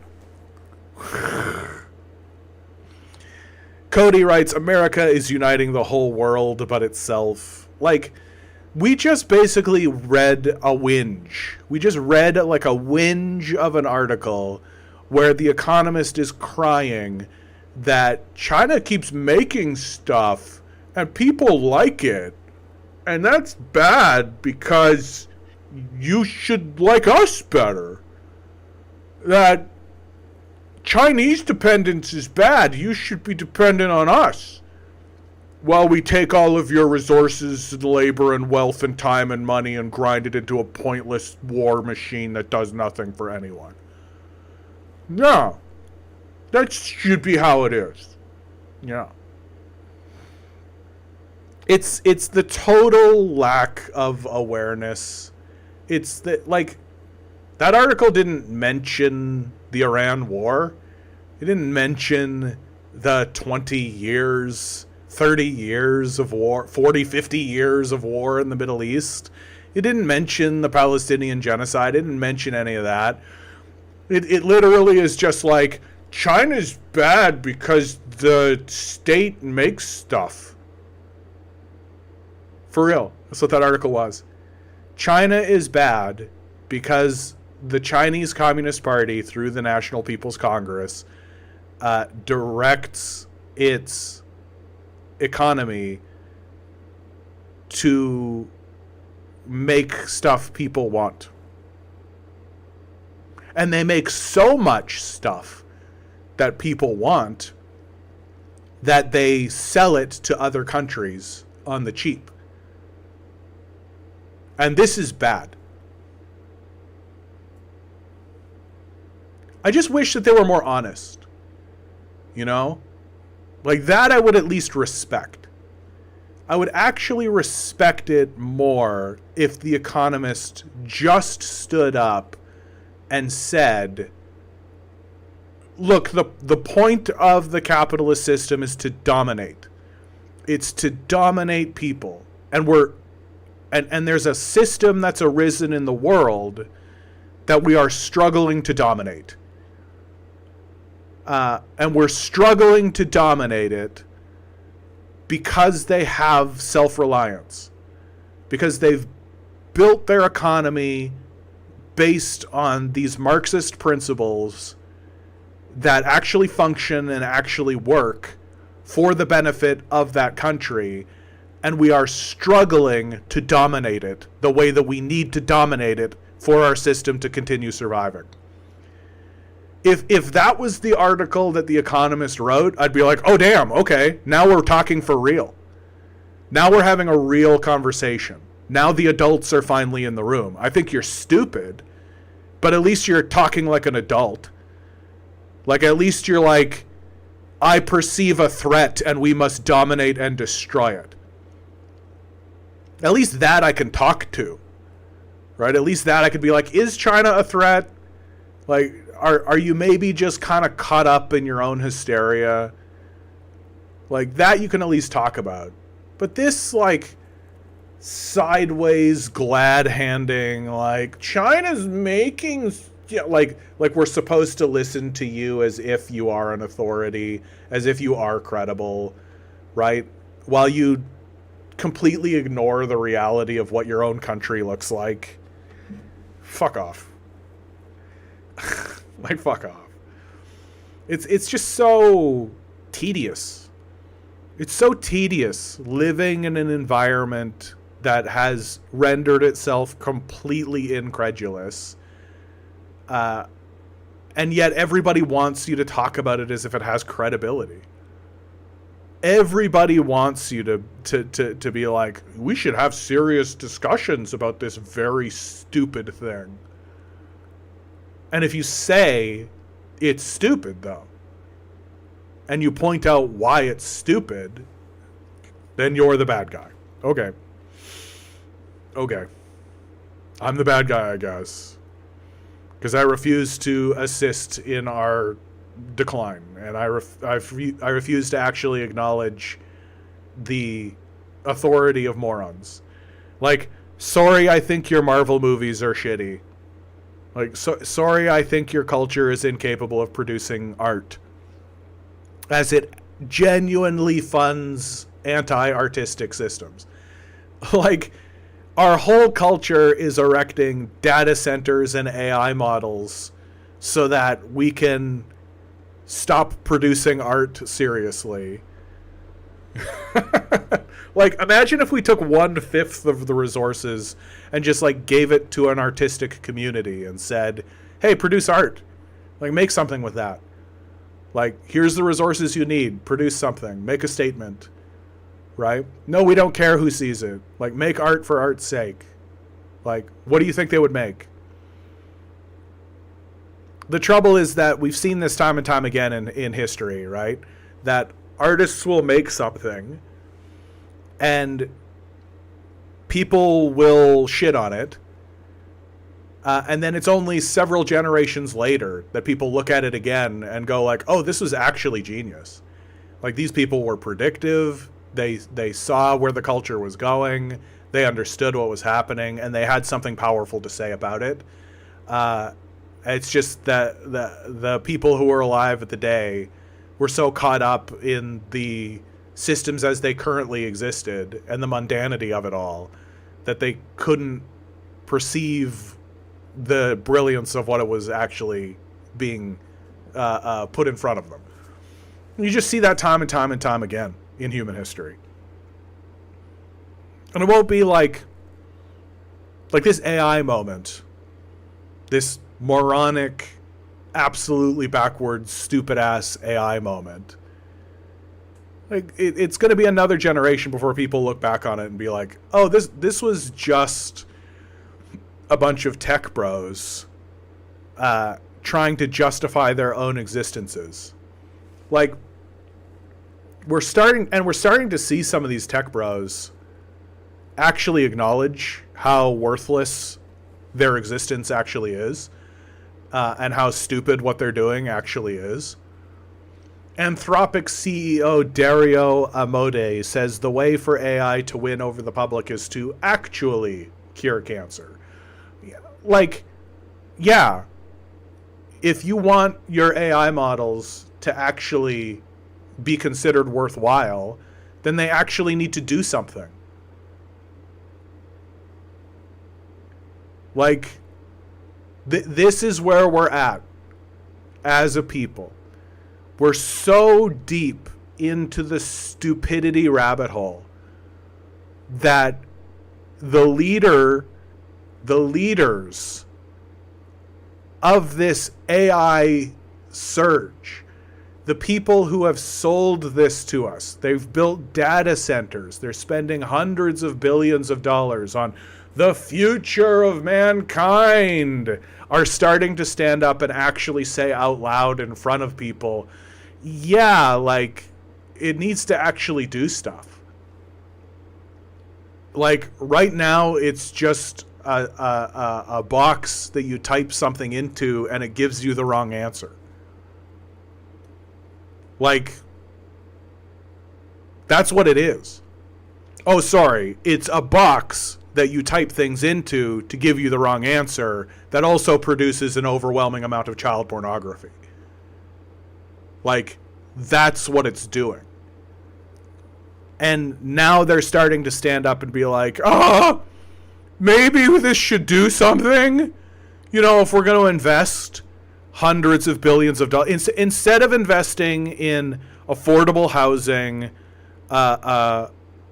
food markets for people, education, healthcare is a big one in America, right? Instead of investing any time, energy, money in that, we're going to invest all our time, effort, wealth, money in a box that when you type in a question, it gives you the wrong answer, and then spits out a bunch of child porn.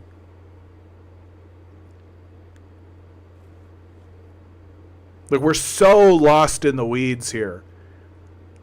And like, I read this article from The Economist and they're just like blithely unaware or unwilling to actually acknowledge that this is what you're doing.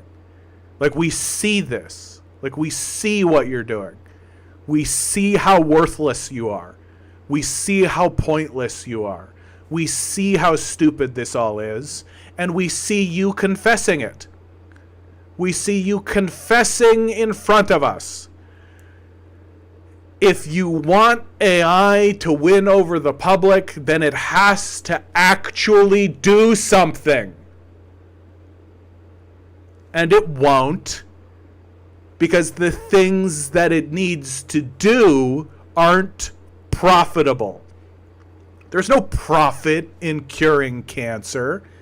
There's no profit in relieving people of their suffering. You need to maintain their suffering so that you can sell them your little snake oil tinctures. So you can sell them your little shitty cure for the problem you're creating.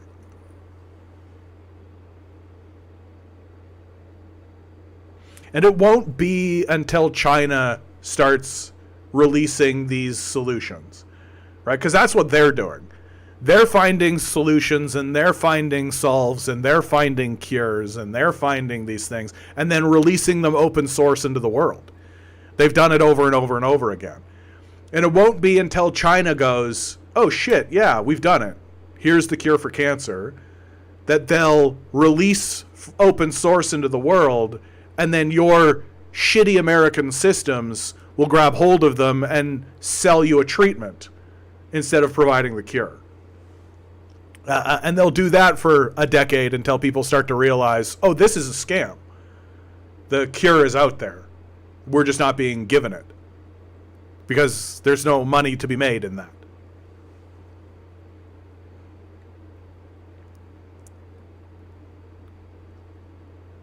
Like, it's amazing how great this place.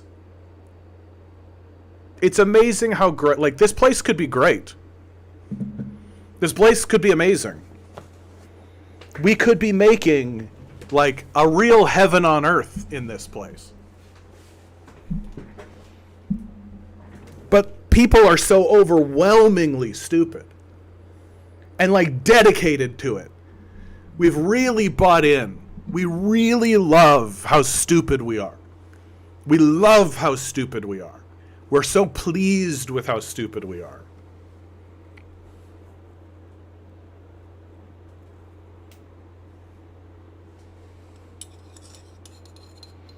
and we got to go get a job. You better go get a job. You better work really hard in that job that you got. You got to impress these total dullards. You got to make sure that the dumbest people who've ever been alive make their profits.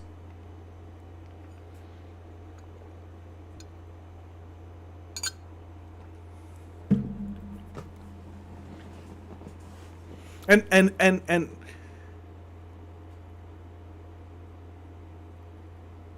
like, you have the category of the stupids that are just like fully bought in, right? Like, Jesus is coming back. The money is God. Jesus was a capitalist.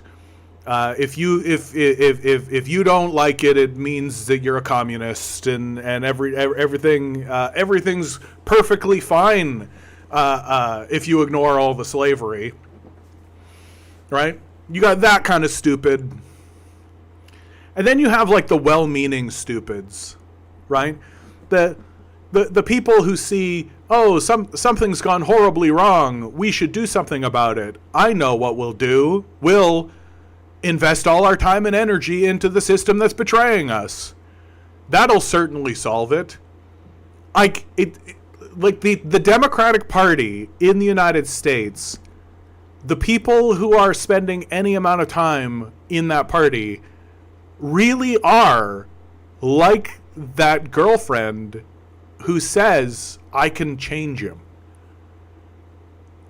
That's really what it is. It's exactly the same story. That they see that the man is abusive, a rapist, a pedophile, a serial killing mass murderer. They see it, and they acknowledge it, and they say, I can change him.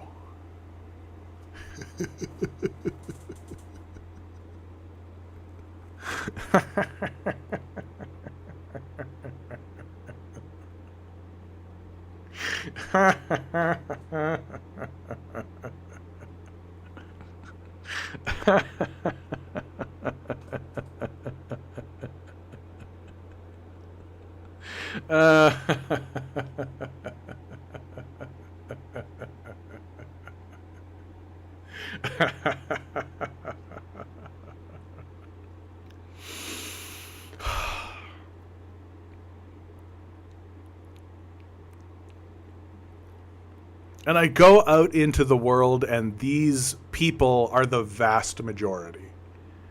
The vast majority of people in the world are either, Jesus is coming back at any time to save us all from our sins. No, I don't read the Bible or know anything about what Jesus said. But if you don't follow his teachings, you're going to hell. It says so in the Bible, I've been told, I think.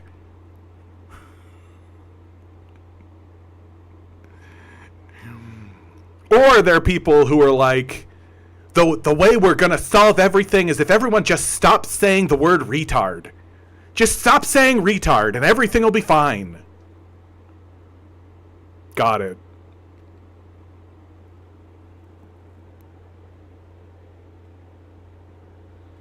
Meanwhile, homelessness is growing.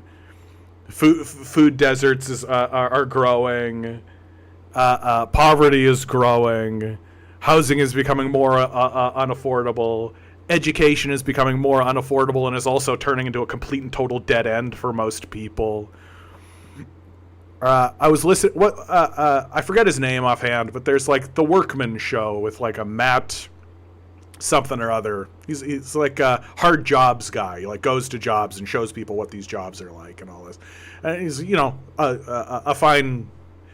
He pointed out recently that if America wanted to build on the scale that the Chinese are building on, they would need 400,000 welders. Is there a big program to train welders happening in America?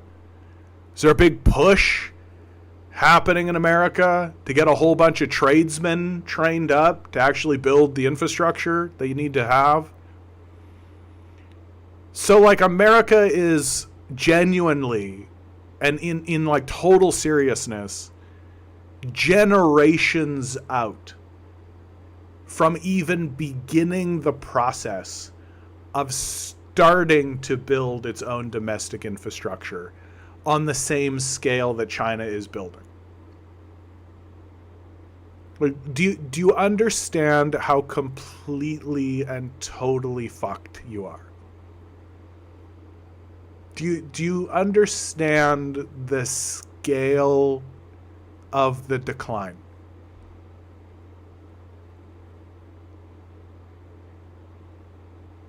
Like, I have way more respect for the person who's just like, I'm done with all this. I'm over it. I'm just gonna work my stupid job, whatever this dumb thing is, and I'm not even gonna pay attention to politics. Fuck off. I'm just gonna live my life.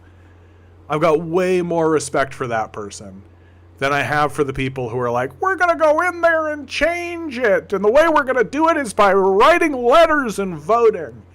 Come join our book club. Like, if you're saying you're politically engaged and you're saying anything other than, yeah, we're looking for people to go to these people's houses and camp out and like surround their houses. If you're saying anything other than that, I'm not interested. Like, you're just a clown. Like, go run your little book club. Right? Write your little pamphlets. Oh, a manifesto. Wow. Boy, am I impressed. Hey, how about we actually do something? Oh, well, you gotta, these things take time, and it's a patience game, and we're trying to, change hearts and minds. Yeah, okay. Womp, womp, womp.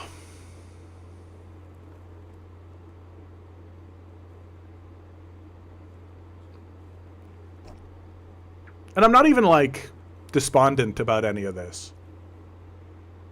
Like, for my own personal life, I'm just like right now, I'm really mainly more annoyed than anything else. Like, I'm mainly, like, exasperated because I have to interact with any of this. Like, on a real level, you gotta go out and you gotta get a job. You gotta work a job in this, society, I guess, is generous even. Like, it's not a civilization. It's not a culture, certainly. Like, it's a collection of people. Commie Economist, good to see you. We gotta, like, go out and actually interact with these people and actually, like, play nice. It's like, boy, do I not want to do that. Boy, do I not want to do that. I do not want to go out and interact with these people. With people who are voting for liberals and voting for conservatives, even voting NDP. I'm just like, are we living, like, in a dream world? Like, it's like we've reached the end of the movie where the con men have been revealed. And everybody goes, well, that's illegal. Well, we're going to write a sternly worded letter about this. And the con man just keeps running his scheme. And everybody's just like, oh. And that's it. That's all that happens. Oh, okay. Rafael Claros. Good to see you, my man. You write, you defend China claiming to be a communist. China has thousands of billionaires. Little bro, stop LARPing. Right. So if you don't know anything about China, you can say these sorts of things, right? China, like, if you actually read the works of Deng Xiaoping and you read the works of the communist leadership within China, you can see very clearly that they understood that there was going to be wealth disparity that happened in their society because they were forced to open their borders to foreign capital. At the end of the Vietnam War, one of the peace negotiations, right, one of the ways to get the Americans to stop threatening to drop nuclear bombs on China was to have the Americans send their manufacturing to China so that China would make everything for the Americans. That was part of the deal, which Deng Xiaoping spoke about very clearly in his addresses to the Chinese people. And he said very clearly that it was going to result in economic disparity, and that it was going to be up to future generations of Chinese citizens and Chinese communists to deal with the wealth inequality that will arise because of this infusion and influx of foreign capital into China. That the foreign capital comes in through capitalist systems, right? And those capitalist systems are inherently driven towards inequality. And so you have a rise of Chinese billionaires, as you point out, because of this foreign capital that comes into China. That number of billionaires is actually on the decline now. I think that we've seen like a cresting upwards of the inequality that you have pointed out. And now the Chinese communists are putting that into decline because they see that it's a disruptive force, and it's a destructive force. You just need to take a look at the Epstein story to see that that's the case. And that there's something about the billionaire class that, yeah, this is a good one. There's something about being a billionaire that leads to kind of a grotesque moral imbalance that the Chinese are aware of. And what you see because of the agreement that the Chinese went through with the American system of capital is you see a system of capital exist in China, but it's a system of managed capitalism, and it's been managed by the Communist Party of China, which has always maintained its power since Mao. Mao came in, established a National People's Congress under the Chinese Communist Party. Deng Xiaoping took over from him after his death. And then several leaders go through, and now you have Xi Jinping. And it's an unbroken line of communist rule. You just don't know the material conditions of what's happening in China. And your knowledge of what's going on in China is literally just like, I took a picture of what's happening in China, and so now I'm a China expert for some reason, and I'm supposed to listen to what you have to say. Whereas Rafael Claros wants to continue. Okay, bro, I don't know if you were apologetic to Mao, but before Deng Zheng was almost fully socialist. I can argue if they first needed industrialization, but they went step backwards. But I don't really know what you're writing, my man. I'm so sorry. I don't know what you mean when you say apologetic to Mao. Mao was a warrior. He fought his entire life was dedicated to a dramatic, incredible war. He was fighting against imperialists, capitalists. He brought the country through World War II. He very obviously earned the respect of his own people. Very, very, very obviously that's the case. I think the criticisms that you can levy towards Mao are that he was an astute warrior. He was a very strong general and a very strong military leader, very clearly. And he was very good at speaking with people and organizing people, but he wasn't great at governance. I think that his governance really ends up being a reflection of his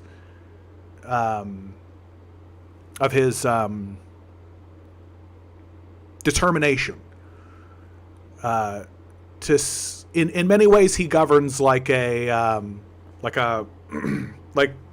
inquisitor. He governs like an inquisitor, which in many ways makes a lot of sense because he fought his whole life in a war, right? So he's he's mainly a military leader, and he governed like a military leader, which is why I think he loses near the end of his life.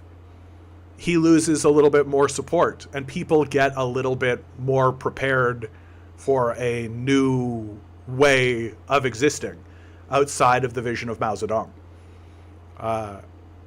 And I think that's where the tension between Mao Zedong and Deng Xiaoping comes from. That Deng Xiaoping was the head of this shift in perspective and leadership. Like Mao was never going to capitulate to Western capital. That was just never going to happen. Whereas Deng was willing to, and willing to be part of the organization that did so. And so I don't like this idea of saying, like, I'm a Mao apologist. It's like, Mao existed. We should talk about him. He was successful as a leader, probably one of the most successful leaders in the history of the world. The systems that he put in place still exist today, right? That makes him a stronger leader than someone like Alexander the Great, for example, right? Whose empire was destroyed the moment he died. Deng Xiaoping grabbed the baton from Mao Zedong. The National People's Congress still stands. The systems that were put in place because of Mao Zedong and because of Deng Xiaoping are still here and are still persisting. And the modern communists that are running in the modern Communist Party owe a great debt to the sacrifices and the struggle that those men went through in order to build those systems. They are the inheritors of a communist system where they continue operating as communists, dealing with the material reality of foreign capital and American capitalism. Like it's not an easy situation that they find themselves in.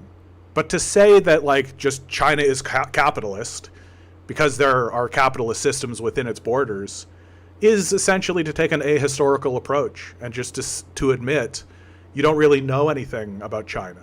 You're not really willing to investigate seriously the reality of the Vietnam War and the reality of the Nixon administration and the reality of what was going on in China during that period of time. The Sino-Soviet split, for example, right? And you're essentially taking just like the puritanical position. You're essentially just saying that if it isn't pure communism instantaneously, then it's not communism whatsoever. It's like, that's not a serious position to hold. It's not a position that any communist has ever held. Rafael Claros continues, well, but the most important thing, and not to be annoying on the China thing. No, please ask questions. That's what I'm here for. I find this part to be the most interesting part, Rafael. I have to be honest. Without people coming in and offering pushback or asking questions or asking my perspective on things, it's just me talking about my own thoughts. It turns into a therapy session. And so I'm quite grateful that you're here, frankly. And you're not being particularly rude. A bit brisk, I would say, but not being particularly rude. So I'm happy to oblige.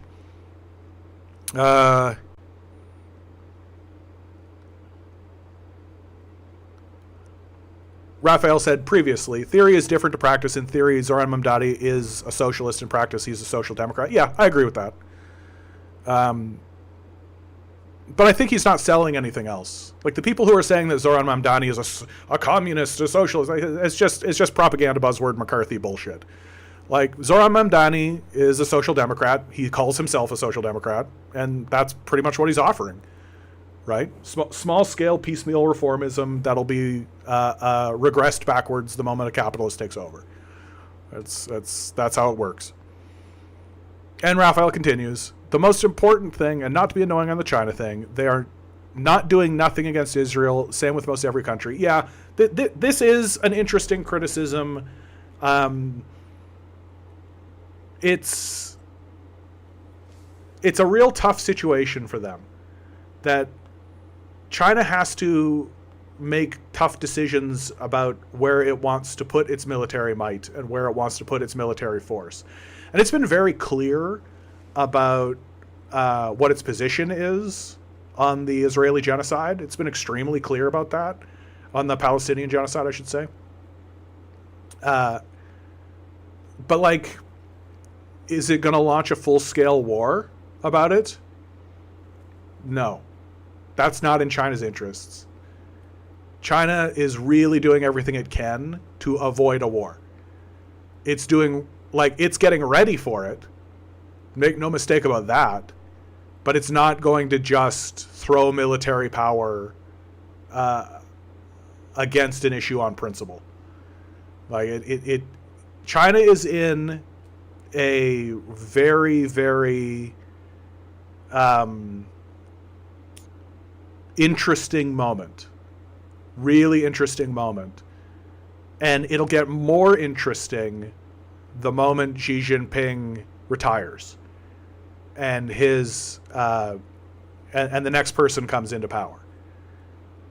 That's going to be a very, very, very interesting moment, because right now everyone's holding their breath waiting to see what China's move is going to be. And Western commentators who are imperial-minded warmongers, genocidal pedophiles, have essentially assumed that China will invade Taiwan. And it isn't. China will invade Taiwan should they declare their independence. But it looks like there's enough of a political force arising from Taiwan itself that that's not going to happen. The Taiwanese people have essentially looked at what happened to Ukraine, what's happening with Iran, are looking at America and being like, these guys are not trustworthy partners. And then doing a kind of a reassessment of their relationship with the mainland. And a lot of Taiwanese people are walking away from it being like, our relationship with the Chinese mainland has been pretty okay. Like, we should just keep things how they are. We shouldn't fuck around with this. And that's what the majority is saying in Taiwan. And I think that that's accurate. Like, don't fuck with it. Don't get in bed with the Americans, certainly. But right now, China's in a really interesting position because what are they going to do? And a lot of people have sort of assumed that they're going to start taking territory and being more warmongerish. And it's just not happening. They're trading a lot. There's a lot of trade that's happening, but that's not the same thing.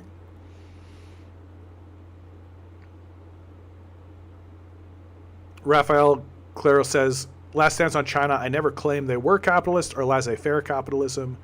But that's the implication, right? That China has billionaires, right? You called me a LARPer, right?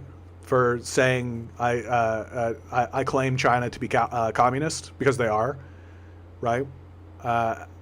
Which I rebut simply by saying, yeah, like China has been led by the Communist Party since 1949, if not before then, but certainly before 1949, since 1949. They've been led by the Chinese Communist Party. It's Mao Zedong's party. It got handed to Deng Xiaoping, and now Xi Jinping has a hold of it.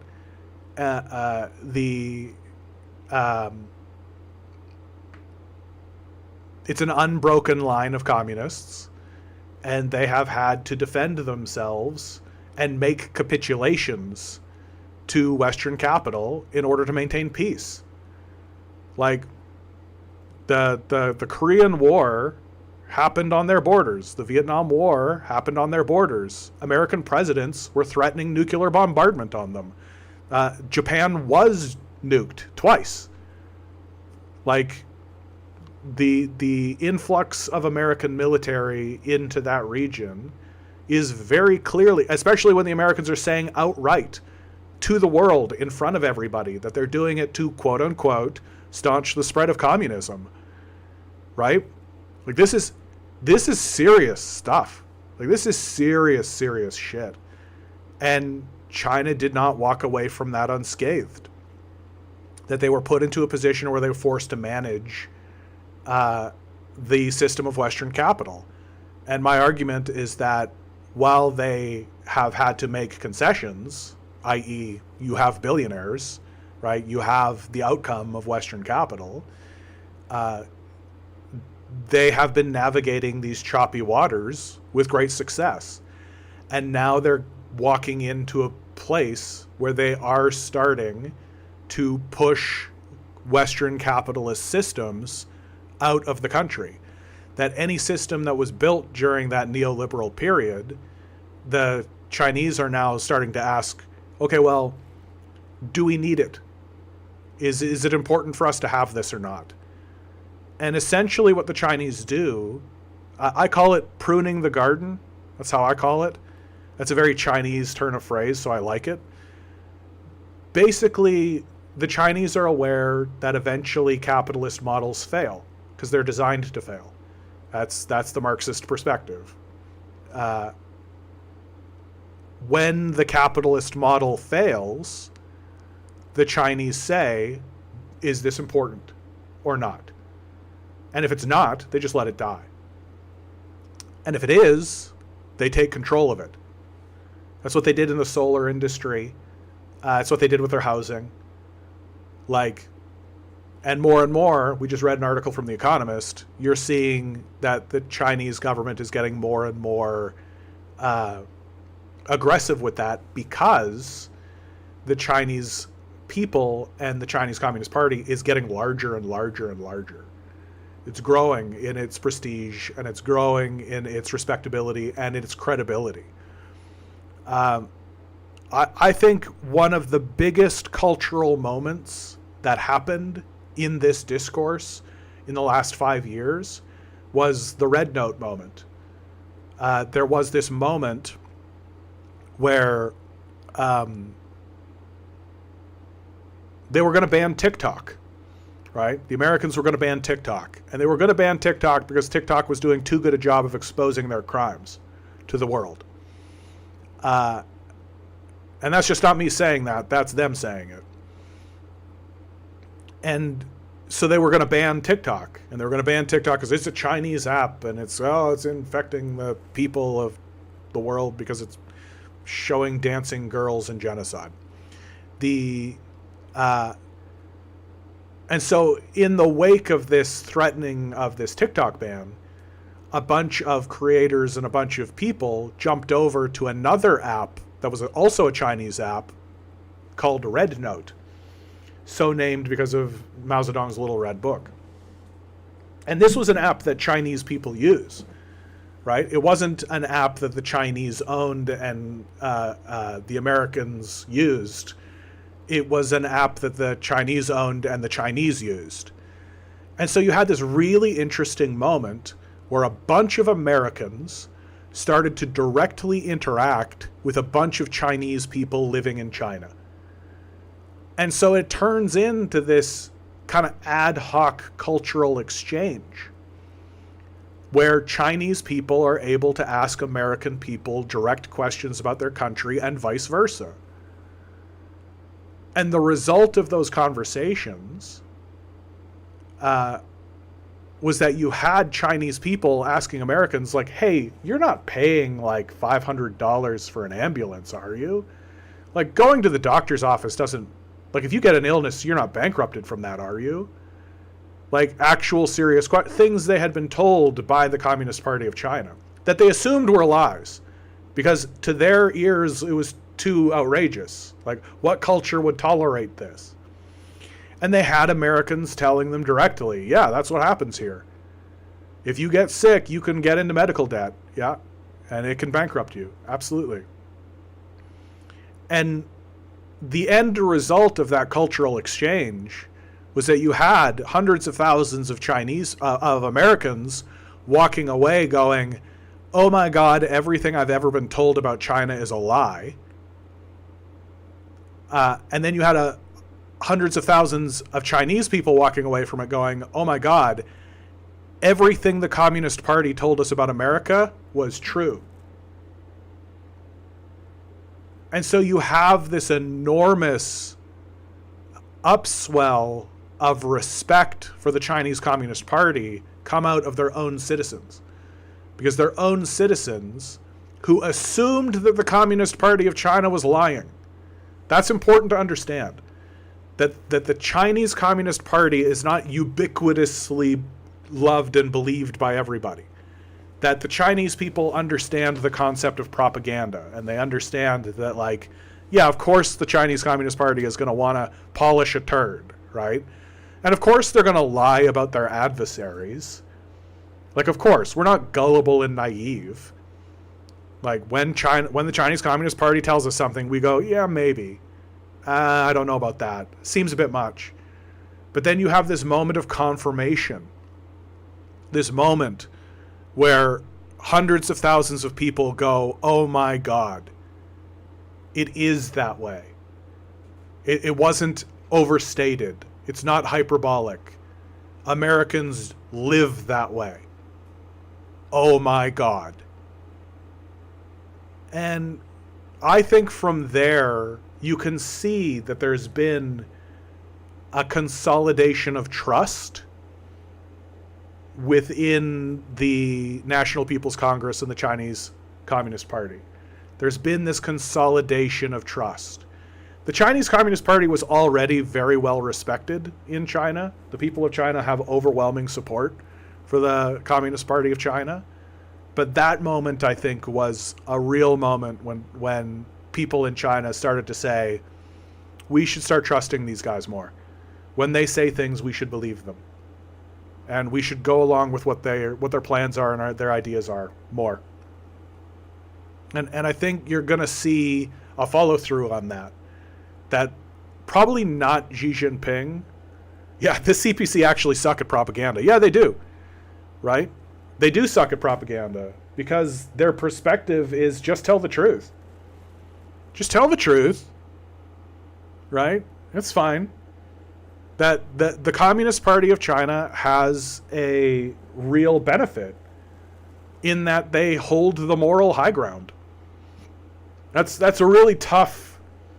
They don't need to create a narrative. That's all right, XD. They don't need to create a narrative. They don't need to make something fake. Right? They don't need to convince anybody of anything because they hold the moral high ground. And it's obvious. So they just need to keep telling the truth. And keep defending their position from lies, right? Of which there are plenty, certainly. But they don't need to distribute into the populace some kind of bullshit, bogus story in order to maintain their power. Their strategy of maintaining power is to consistently improve the quality of life for their citizens. Like, that's their strategy for maintaining power. If you continue supporting us, your life will improve. And so far, so good. It's very difficult to argue against that. You don't need to create a big propaganda narrative. If you say, hey, support me, I'll improve your life, and then you do. You only need to create a big network of propaganda in order to convince people of why you're not improving their life. Right? That's when you need a propaganda system. Why is your life not improving? Why is things not getting better for you? Oh, well, it's because of the immigrants. Oh, it's because of this war. Oh, it's because you're lazy. You're not grind setting hard enough.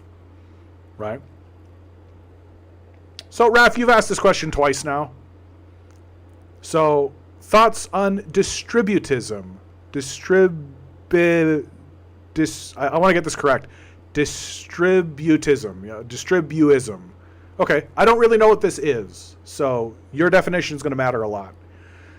I have a theory based on what the word is, but I define distributism as the support of a small and medium private ownership of the means of production, both rejecting Marxist socialism and laissez-faire, a doctrine established by the Catholic Church. So just a small group owns the means of production? That's just capitalism, baby. That's all that is. It's just a small group of people who own the means of production. Yeah, that's just capitalism, baby. And I am opposed. I think that the workers should own the means of production. That should be the primary mode. That if you work in a job, you should have a say about what happens in that job.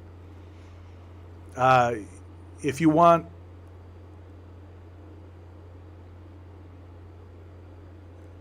Raphael says, well, without the oligarchy and regulations toward monopolies, I mean, if you had all of the capital, the means of production, owned by a small group of people, that is an oligarchy. Those people are the oligarchs, 100%. They are the monopoly, 100%. Structurally. And... like, you don't need to have... Like, if this is the structure of your society, then this is like a tyranny of the worst possible kind. You've got a small group of people owning the means of production and directing the means of production for their own benefit.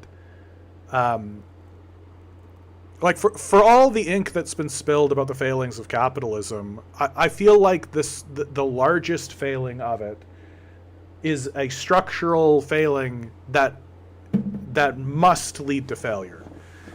And that failing is based around the reality of concentrated wealth. It is impossible for a single individual to deal with the problems of a nation. And so it's not about good, evil, bad, or anything. It's just structurally. They don't have the time. They don't have the resources, like the resource of time, to be able to hear out and deal with all of the problems that are happening. That the best thing for complex societies to do in all cases is ensure that the mass of people have access to the basic resources that they require in order to solve their own problems. That Elon Musk will never solve the problems of, like, Camden, New Jersey. That'll just never be a thing. But if you took a section of the wealth that Elon Musk had and dedicated it to the people of Camden, New Jersey, they would seek and solve their own problems themselves. The reason why they can't is that they don't have the resources. They don't, and more specifically, they don't have access to the resources. And so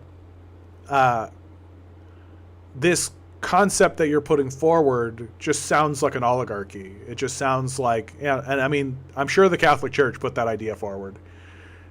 Like, the Catholic Church is not well known as a moral or just institution in the modern era. Like, they got like a little pedophile club going on, just like the American government, right?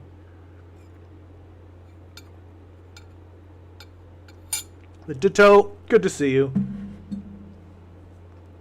Dub Desert says I should write a book. I've thought about it. Ditto, good to see you, my man. We don't have any propaganda in the West. Only the countries the media tells me are bad do that. Yeah, exactly. Like, I do think that there has been a major success in the West amongst large sections of the populace. Like, other people in other countries know that the government is propagandizing them, right? Even if it's like this glad-handing, light style of propaganda, right? Like, here, I'll give you a real good example of what I'm talking about, right? Prime Minister Mark Carney announces the largest clean energy investment in North American history. The largest clean energy investment in North American history. Oh my God, we're spending $70 billion. It's an enormous, huge, overwhelming thing. And if you stop there, you'd just be like, oh my God. And then you read it, and you can read it. It's right in front of you. And you see that basically what it is it's just upgrading a currently existing hydro dam. Like there's a hydro dam that exists in Churchill, Churchill Falls. And they're like, we could increase the capacity of this. Like we built this thing back in like the 1970s, back when we actually believed in the concept of infrastructure, before the neoliberal period, before we got into all this capitalist garbage. And now we're going to spend a bunch of money to upgrade it. And they're trying to spin this to have all the environmentalists and everybody and the green energy people to be like, oh, wow, the largest. And really anybody with a brain would be like, so you're upgrading infrastructure. This is the barest of bare minimum that a government should do. That if government has a reason to exist at all, it is to look at currently existing infrastructure and upgrade and maintain it.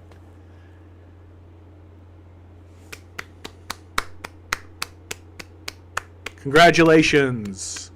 You showed up to your office. And when somebody said, hey, should we upgrade our power grid? You said yes.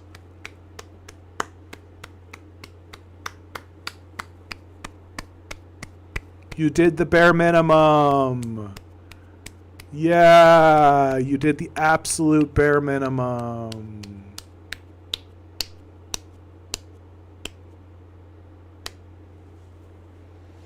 But of course they're going to try to spin it to get like a propaganda win. And if you're a dullard, like 60% of us are, you might buy into that. And it seems to be like a uniquely Western phenomenon that when the government releases a document, people just believe it. There's like a naive gullibility that exists within the public that doesn't seem to exist in the same way. They're like, Chinese people would take a look at that. First of all, the Chinese government would never try to pitch this in this way. It would just say, hey, we're upgrading this hydro dam or this piece of infrastructure. And maybe they would say, we're doing it for the glory of the Chinese people and the empire and all, or not the empire, they never say empire, but of the country, right? And this brings glory and honor to the Chinese Communist Party and so on and so forth. But they don't feel the need to spin it the way we do. We're always spinning it. Like, if the liberals had just said, hey, we're upgrading the Churchill Dam. We're putting $70 billion into it. It's going to generate 14,000 megawatts of clean renewable power, right? Nearly tripling the current generating capacity of Churchill Falls. If that's how they had to pitch this, that I would have been like, oh, okay. Yeah, good.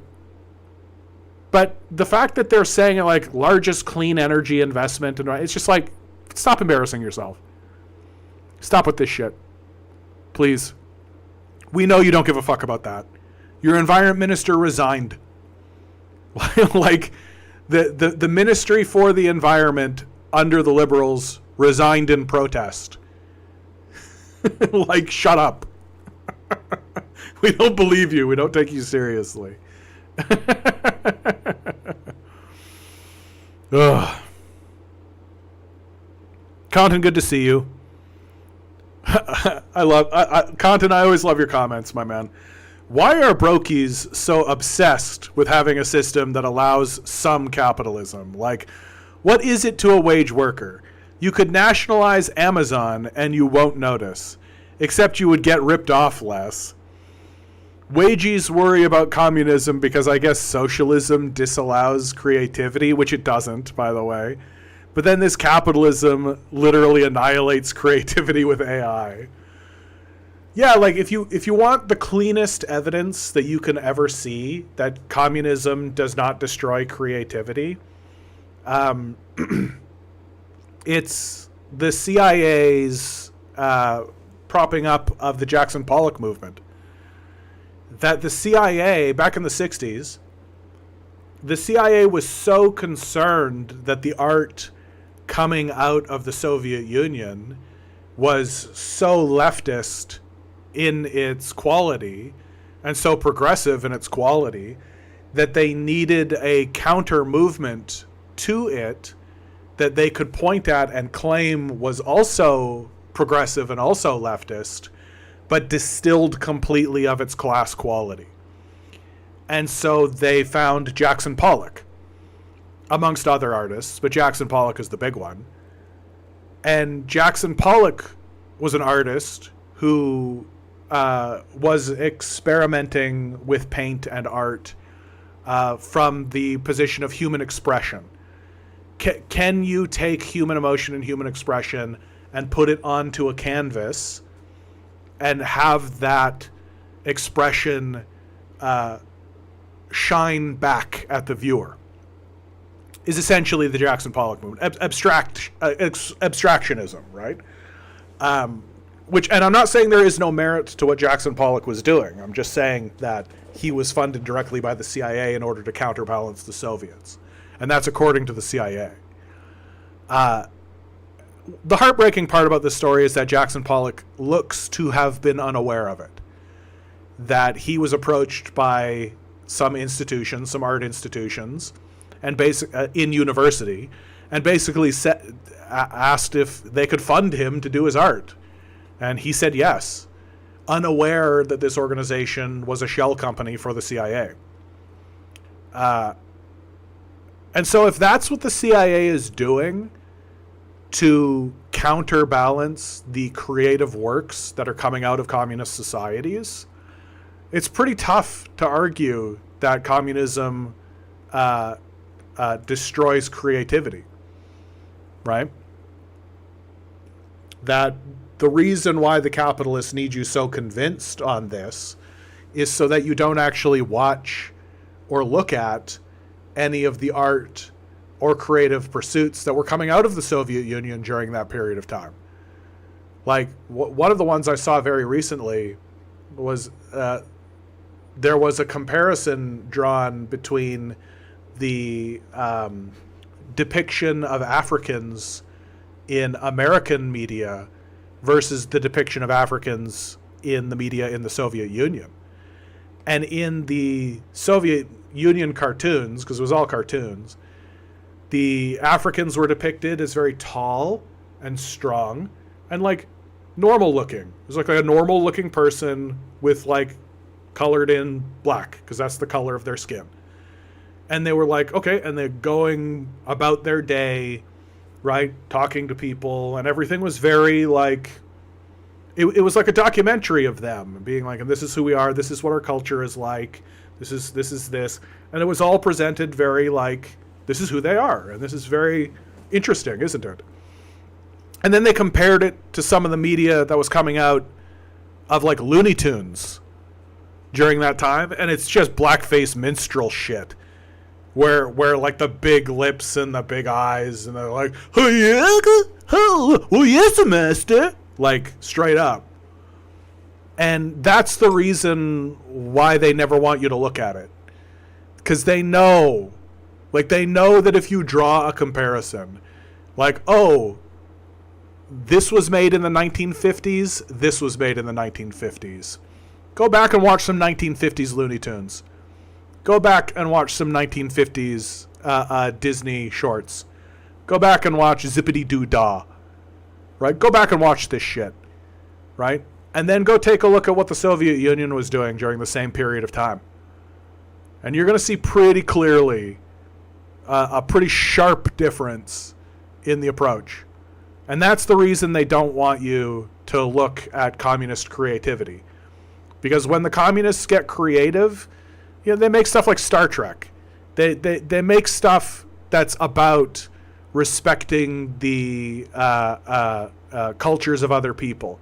They make stuff that's about having discussions about our society and solving problems in serious ways. Whereas when we make art, it's to belittle those we wish to dominate. That's the central thesis of all of the art that gets produced out of capitalist societies. Like, even in the modern era, take a look at the superhero culture. This glorification of violence and the centralization of wealth. This glorification of the strong man, as well as the installation of terror of the unknown. Aliens are coming. Be afraid of the alien. Be afraid of the foreigner. Have a large group of heavily armed supermen ready to go at any moment in case there's an invasion of immigrants, basically. Like, it's proto-fascist propaganda, completely. And the only reason most people aren't aware of it is because they don't have a counterbalance. They don't have another society producing art that is like, that they watch, certainly, that is like, hey, conflict is actually really horrible. And like, yeah, there are important figures like generals and all this, but there's also like people. Like, you know what perspective you never get in a Marvel movie? Right? When Thor throws his hammer into the side of a building in order to smash the head of some foreigner who he doesn't know, right? You don't get the perspective of the store owner whose shop he just destroyed with his hammer.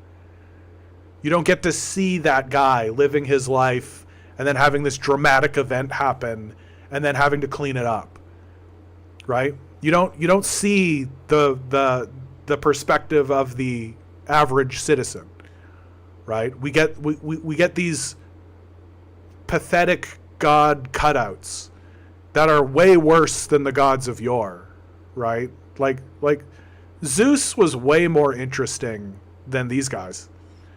Like the Greek pantheon was way more interesting than these guys. These guys suck.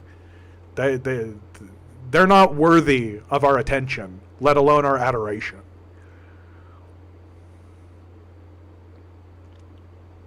Yeah, Content, yeah.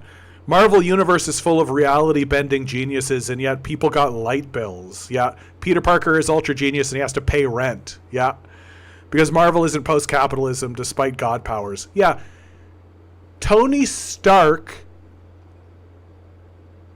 by the canon, by the lore, Tony Stark has a quantum reactor in his chest. Tony Stark has a power source in his chest that could power New York City for 1,000 years. The fact that this is not a ubiquitous technology within the Marvel universe itself tells you exactly the perspective of the writers of this show, or of this lore. That you are meant to serve and worship. You do not get access to the technology, to the powers. You are beneath us. We have gate-kept you. Sell your labor to us to get access to it. Like, they literally, Tony Stark could just make another one of these and just put it in the middle of New York and just be like, yeah, there you go. Free infinite energy forever. But the capitalists despise this idea. Nothing is more despicable to the capitalists than somebody having a good time. Right? Like, if you're having a good time, if you're having an all right time, and like you're living kind of in a life of leisure, capitalists hate that. They despise that. They want you suffering. They want you in turmoil. They want you scrabbling around, looking for your next bill. Like, how do you pay your rent? That's how they want you. And for some reason, we're letting them do that. And it's failing us. It's failing us very badly. Like, And I'm reaching the end of this cast, and I'll end this exactly the way I've been ending all of these recently. The disparity between what is happening in the West, especially America, and what is happening in China is going to get clownish. It's going to get clownish that all of our institutions have completely lost their credibility entirely. We do not have the will, capacity, resources in order to meet the moment. We are not meeting the moment. And meanwhile, China is now beginning to reap in the benefits of a plan it set in motion in the 1970s. And they're creating new plans where they will reap the benefit from those plans 20 years from now, and then another 20, and then another 20, and another 20. The exponential growth that China is currently experiencing has no sign of stopping. And the West, especially America, is doing absolutely nothing to try to even the playing field or catch up in any meaningful way. That all the West is doing right now, all the Western capitalists are doing right now, and all they will continue to do is consolidate their own power. We have entered, it's not we are going to enter, we have entered a feudal period. What we are looking at is feudalism. Some people call it techno-feudalism or corpo-feudalism or blah, blah, blah. It's feudalism, baby. Right? We just have iPads. And this feudal period will result in exactly the outcomes you expect to see from feudalism. We expect to see a regression. We expect to see petty wars and infighting. We expect to see resource wars and territorial fighting. We expect to see a rise of warlordism. We expect to see this system of police cities that have been erected to fall apart. We expect to see these federal systems to weaken and become localized and cloistered, and to fight for their own existence, for the sake of their own existence. We expect to see these things in the West because we have done the barest minimum study of feudal Europe. Like, we know what this looks like. We know the path America has set itself down. We know what feudalism is. You can take a look at literally any country. You could take a look at China's history, right? You could take a look at European history. You could take a look at African history. You could take a look at the history of Latin America. You could take a look at any country's history. And when you see it's in a feudal period, you know exactly how it's going to operate. And so Texas goes to war with Arizona over a river. California gobbles up Washington. There's expansion, and then there's internal fighting, and then there's the internal state-based breakdown that happens county by county, because you have like a billionaire that owns a period of land, and he hires a personal militia to operate as his security force, right? And he has his own servants, and he has his own economy that operates from there, right? And so we see how this is all falling out. And this is what's going to happen in America over the next century. Whereas China is just, they've launched a rocket, and the rocket's just going.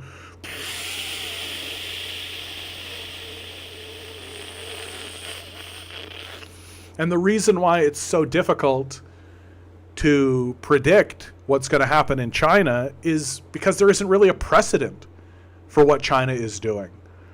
it really is actually embarking on a new journey.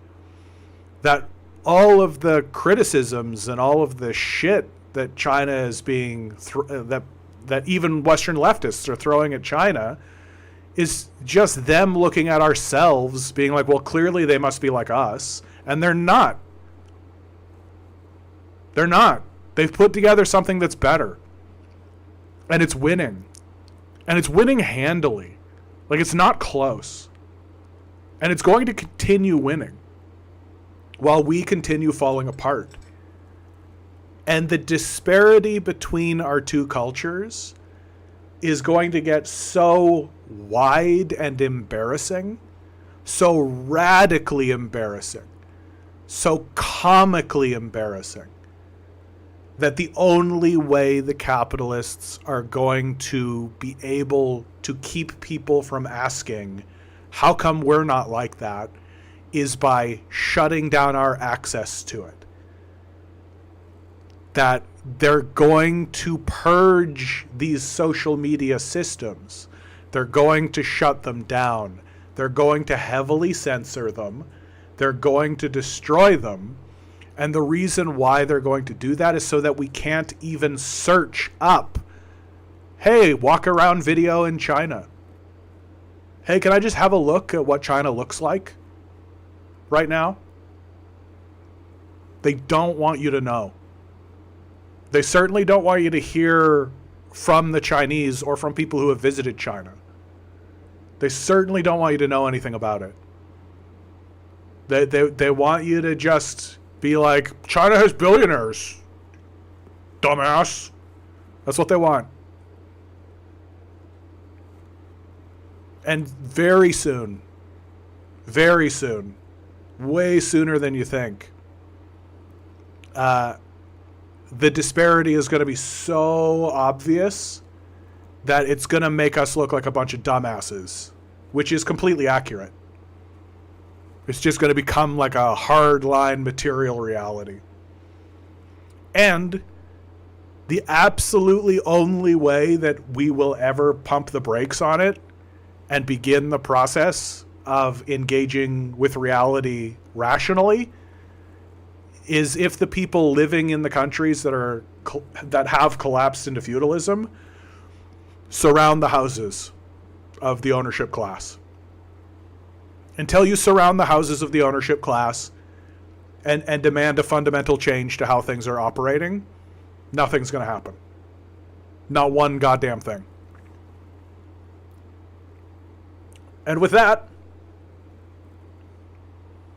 always remember, each and every one of you is a quantum being, walking around in quantum energy. These billionaires are spending hundreds of billions of dollars in the hopes you'll never realize it. You'll just stay the good little commodity they need you to be. Revolt. Rebel. Repent. Good luck. We're going to need it.